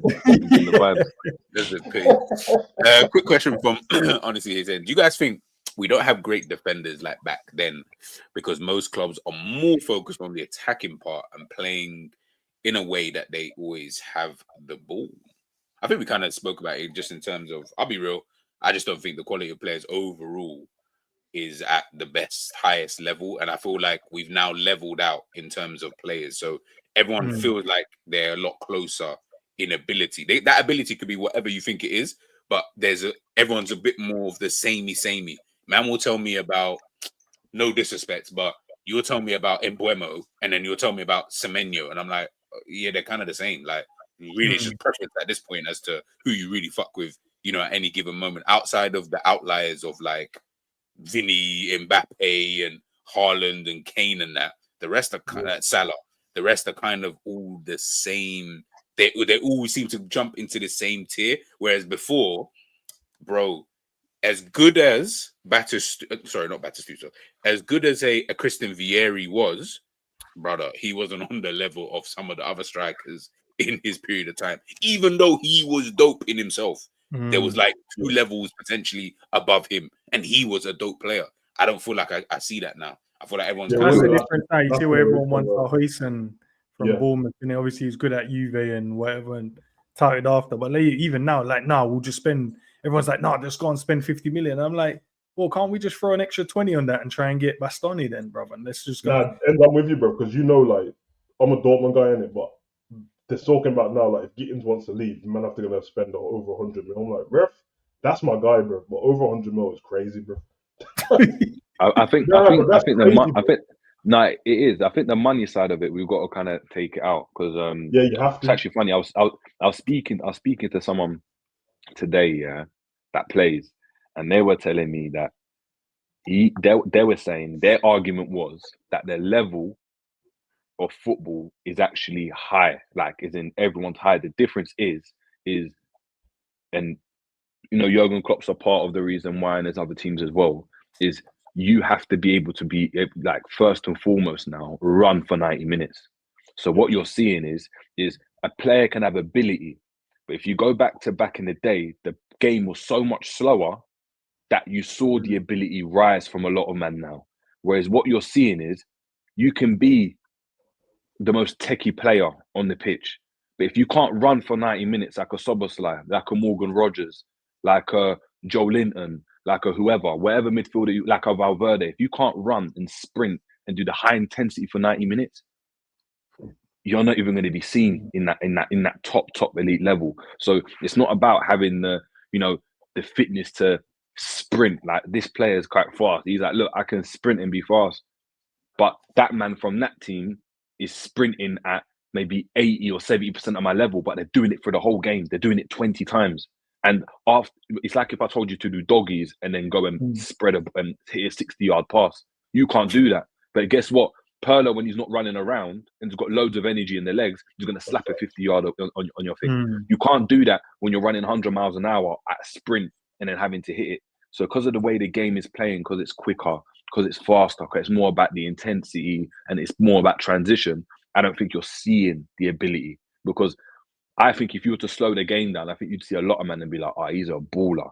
Like, he's an absolute baller. But when you're having to do it at 90 miles an hour, because that's what the game's asking you to do, if you can't do it, there's nothing you can do in it. If you're not as quick and fast and as strong and you ain't got the stamina, doesn't matter how technical you are. Do you know what I mean? And then you've got to be the elite of the elite of the elite. And that's when you will shine through. And that's always been the case. But you're talking about that level in between where you had men that were really good, but weren't at the level of like a Messi or whatever. It's because these men like can't be seen. Whereas the argument they said is that back in the day, you'd have like Paqueta, that people would be like, oh my God, like Paqueta's like world class. But Paqueta, for how good he is, you can see he can't run for 90 minutes like that. So he fades after 60 minutes. And then he's non-existent. But he does have his games where he runs the show, of course. But he can't do it for, do you know what I mean, the whole game. And that's why you got to look at your Salahs and man like that can do it for 90 minutes and they're sprinting and they're running in a high intensity and still got the quality. So, yeah, man. Keep fit, man. Fit. Yeah, man. Keep fit, as they say. All right. Well, Jerry, you know why we're here. Obviously, we're doing the rankings for these back fours. This is what we've obviously got. I ain't going to run through all of them, but they are. I'll show you at the ends the full picture. We're down to the last three. So we'll leave those two, the El Clasicos, to the end. Germany. World Cup squad.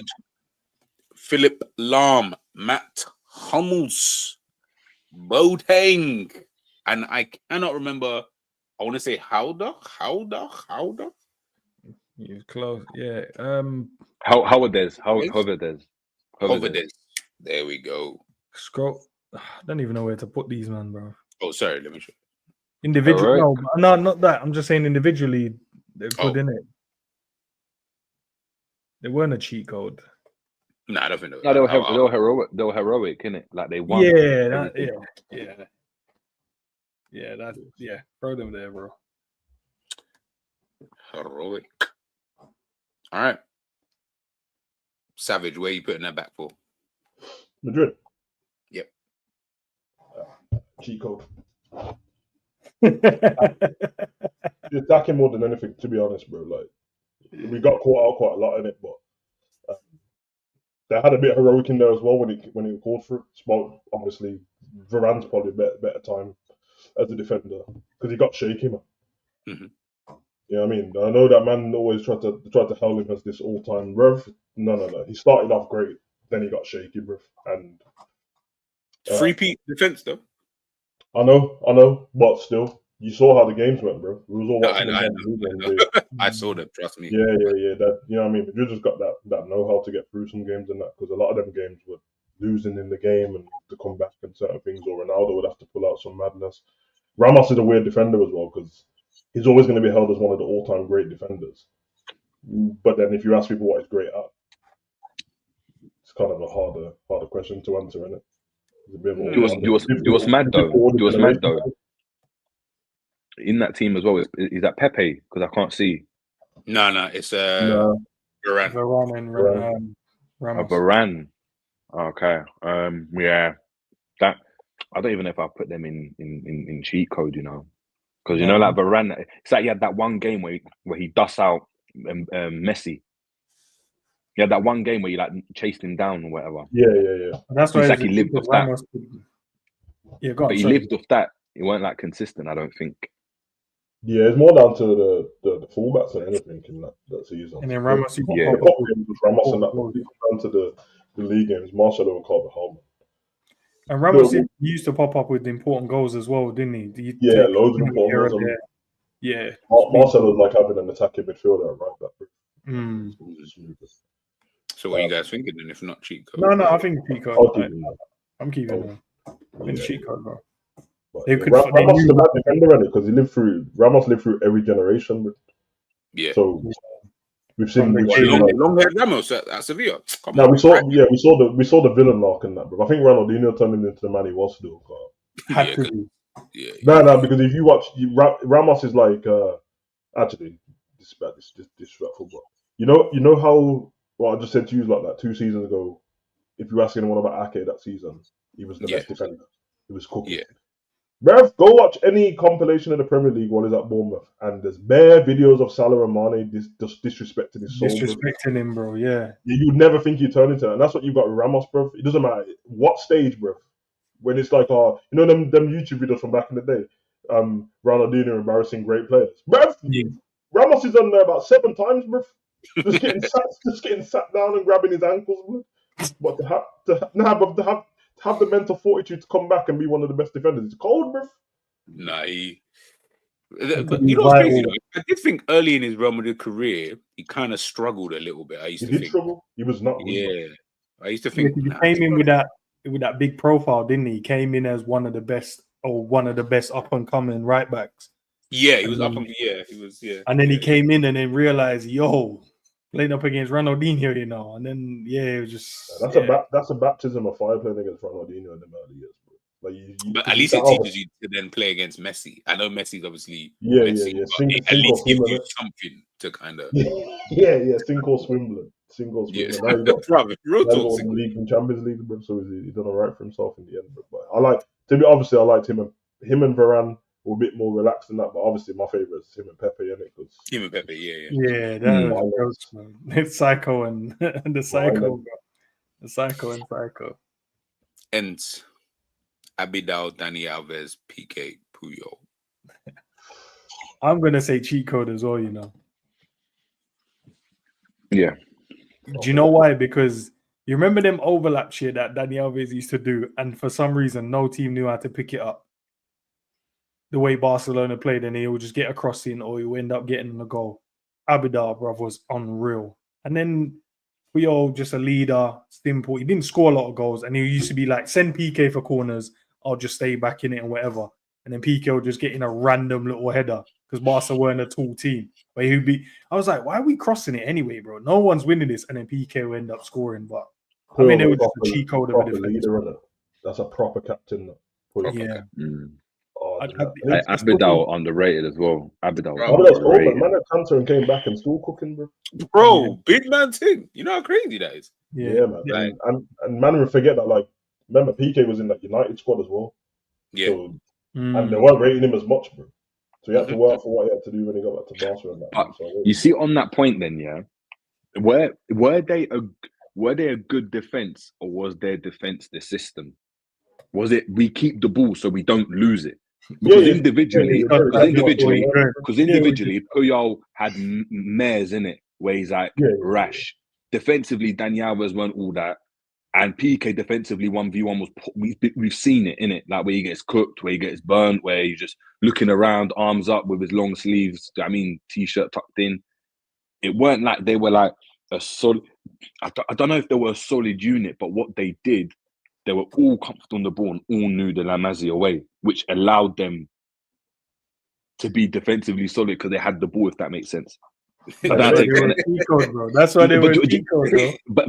But you know, if they didn't have that, you know, like Pepe, for how good Barca were, like Pepe, Ramos, Marcelo, and whoever at right back, you know, they could like at times be left alone, and defensively they'll just marshal it. We've seen Pepe just marshal a Porto back line. I can't see PK doing that. But okay, maybe not on a consistent basis, but I have seen them do that. I have seen them do that when they needed to defend, they did it. Yeah, but I agree that if you left them alone for too long, it'd be mad. And it's crazy because we're just debating. Barca boys, how come they're not on the same ranking as the Spains? Nah, Sam, don't worry about that.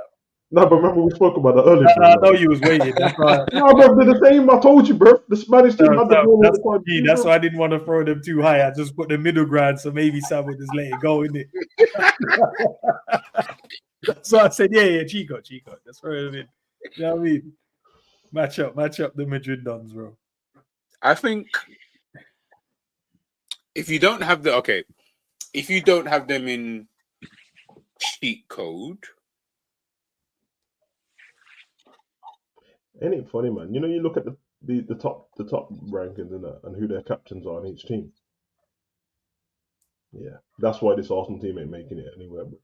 Because Odegaard's a cold footballer, but man can't be the captain.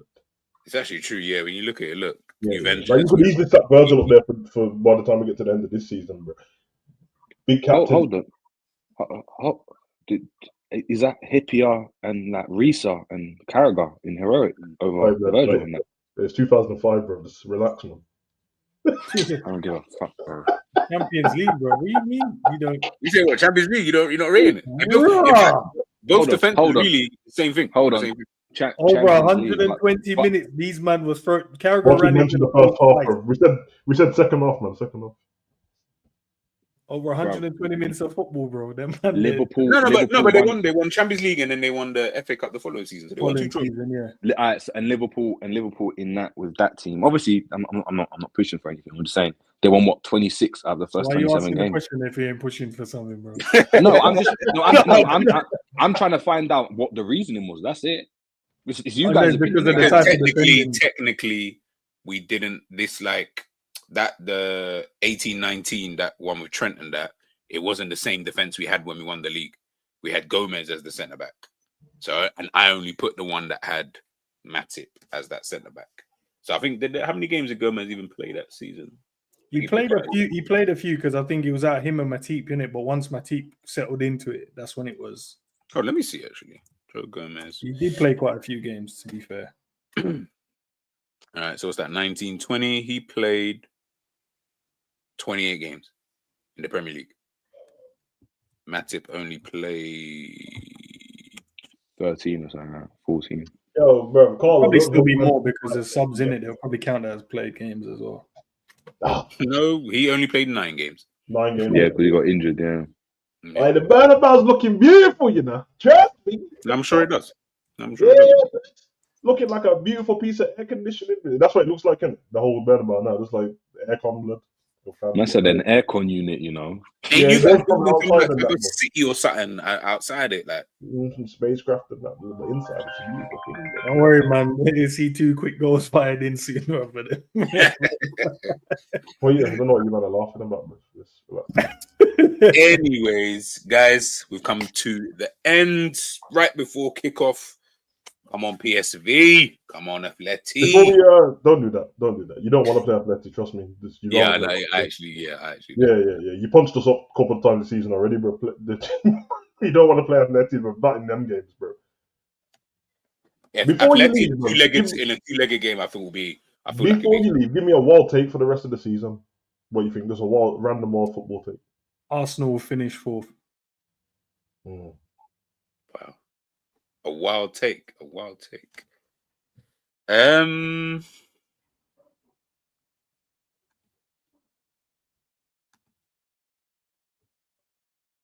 got Valverde right today, man. A wild take. I don't even know, a wild take.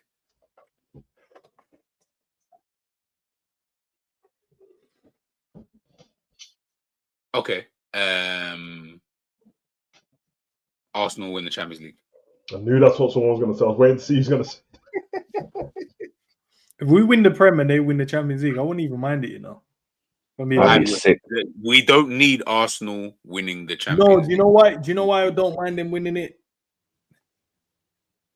Because I like the fact that they've never won it, and also they're going to win that Champions League after we've won the league. It'll be the last thing of the season that gets won. And I personally think if Arsenal manage to win the Champions League, that's when they kick on. Yeah, because once the whole premise of what's going on with Arsenal is that they're not winners. But once they win, like they know how to win now. Like you get that feeling, that bug. We saw it with Liverpool ourselves. When you win that Champions League, you cannot allow that squad to win anything. You've got to let them peter out with nothing. Literally. Because otherwise, they'll go from strength to strength. They're Arsenal, they're London, they would have won. All their players would stay. So that's the Saliba, Saka. They've got a reason to stay now. And they'll be able to strengthen. And they're going to spend. No, I can't have that. I can't have it. Go on, Jerry. Jerry, give me a wild take for the rest of the season. Any wild take. It might have to be wild, but just what everyone's expecting.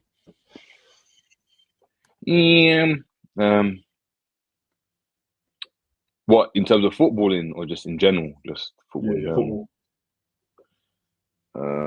I think Salah leaves. That's my wild take. I think he's gone, personally. I think Mbappe is going to win the Ballon d'Or. You know what's mad? I actually had that same thought the other day when I was deep in something. I was like, if this brother wins La Liga and the Champions League, bro, Salah, you better go sit down. Have you seen the ranking they did? Where is he, 2nd or 3rd on the ranking so far?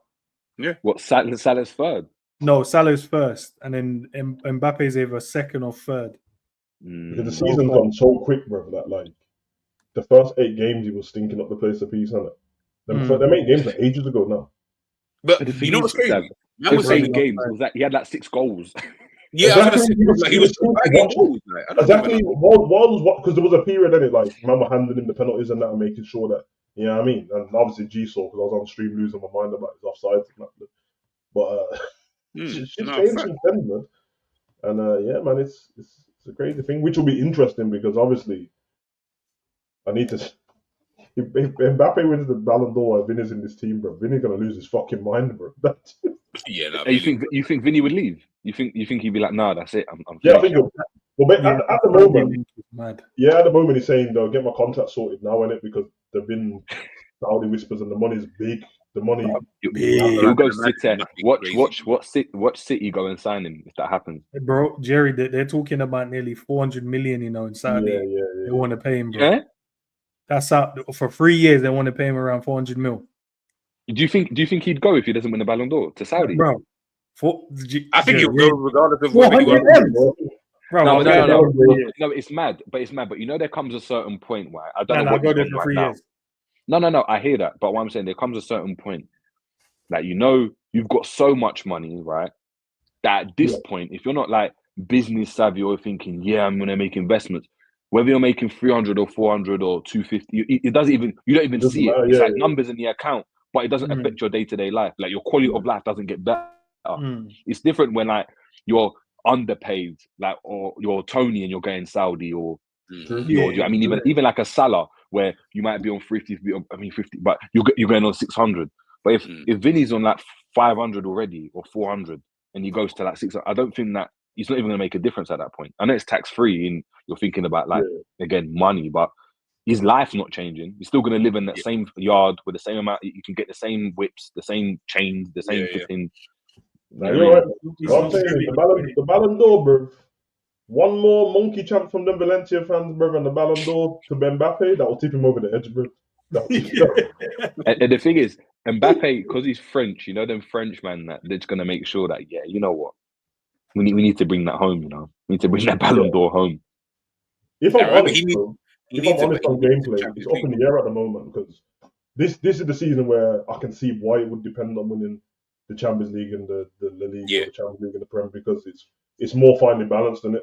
Obviously, people probably have Salah front runner at the moment, which is perfect as well. But to be fair, bro, like, Rafinha's been cooking all season, and I don't know why. If it's because of his age and that, but Lamin's been cooking all season, bro. I don't. Yeah, I mean, so 4th or 5th, I think, on the Ballon d'Or list as well.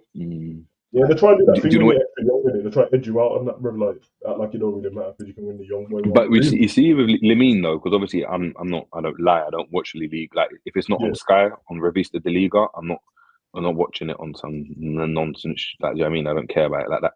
But is Lamin, is he the best? Because, you know, like, I feel like with the Ballon d'Or, you almost got to be like the guy in the team. And the way it seems to me from the outside looking, it's like Lamin's cooking, like, he's doing well, but Rafinha is the guy. Rafinha is the one that I'm hearing. Like, he's like, everything's running through him. He's the guy. Like, he runs through Lamin as well, but he's the guy in the team. You know how Salah's the guy.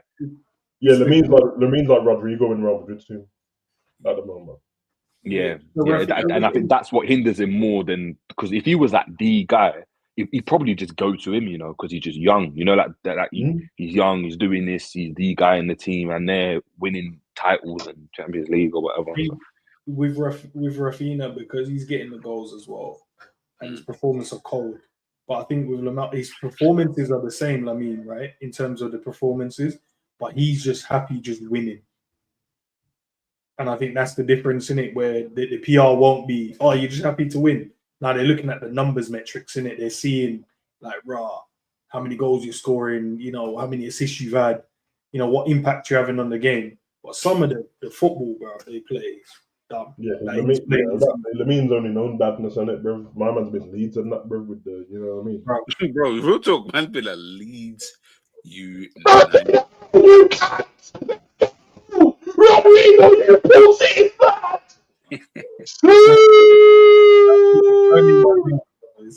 But doing what it is as well with Rodrigo, like, with Rafinha, is that we've got evidence, right, that he's been, I know it's at a lower level, but he's been the guy at Leeds as well. Yeah. So you can take on that mantle. With Lamin, like, I always think that I was talking. I don't know who I was talking to. I don't know if it was UG or was it in the chat. I think it was in the chat, but I was saying with Lamine, it's like they'll come. I was with Roms, I think we were in the chat as well, but it was like there'll come a point where like he could continue just performing at this level, but his level it will just peter off. It will be like it'll be like Seydorf at a young age was a madness, but he just stayed consistent in it. If he's gone, unfortunately, the problem he will have if he wants to get to that next level, he's gonna have to start doing a madness, and it's gonna have to be like people. Unfortunately, you have Messi and Ronaldo. He's gonna have to get goals and assists. He's gonna have to go that way. What is the next level though, Jerry? If he's at the top, one of the best teams in the world, and a starter. No, he's got to be. No, he's got to be the guy. He's got to. For me, again, it's not about him just winning like a Ballon d'Or and doing what Vinny is. I'm thinking about him being like trying to be up there with one of the best to ever play the game, right? For me, he's got to go, and unfortunately, they've killed it. But you've got to look at what Messi and Ronaldo have done. You're gonna be like, yeah, I've got to be impacting games, like and be at my level, but I've got to do it because otherwise you'll get to a point where, again, like Rodrigo at Real Madrid, really good, high performer. But after a while, if he's 25, performing like this, you just look at him like he's a really good player. You ain't gonna look at him like, oh, this guy is just unreal. I think with players like them, they have to buy their time though. I think they have to buy their time though, because when you have a team full of like good players as well, you have to just wait in the wing. Not wait in the wing, just keep being consistent. There will be a moment when the team will be like, oh yeah, everything's going through you now.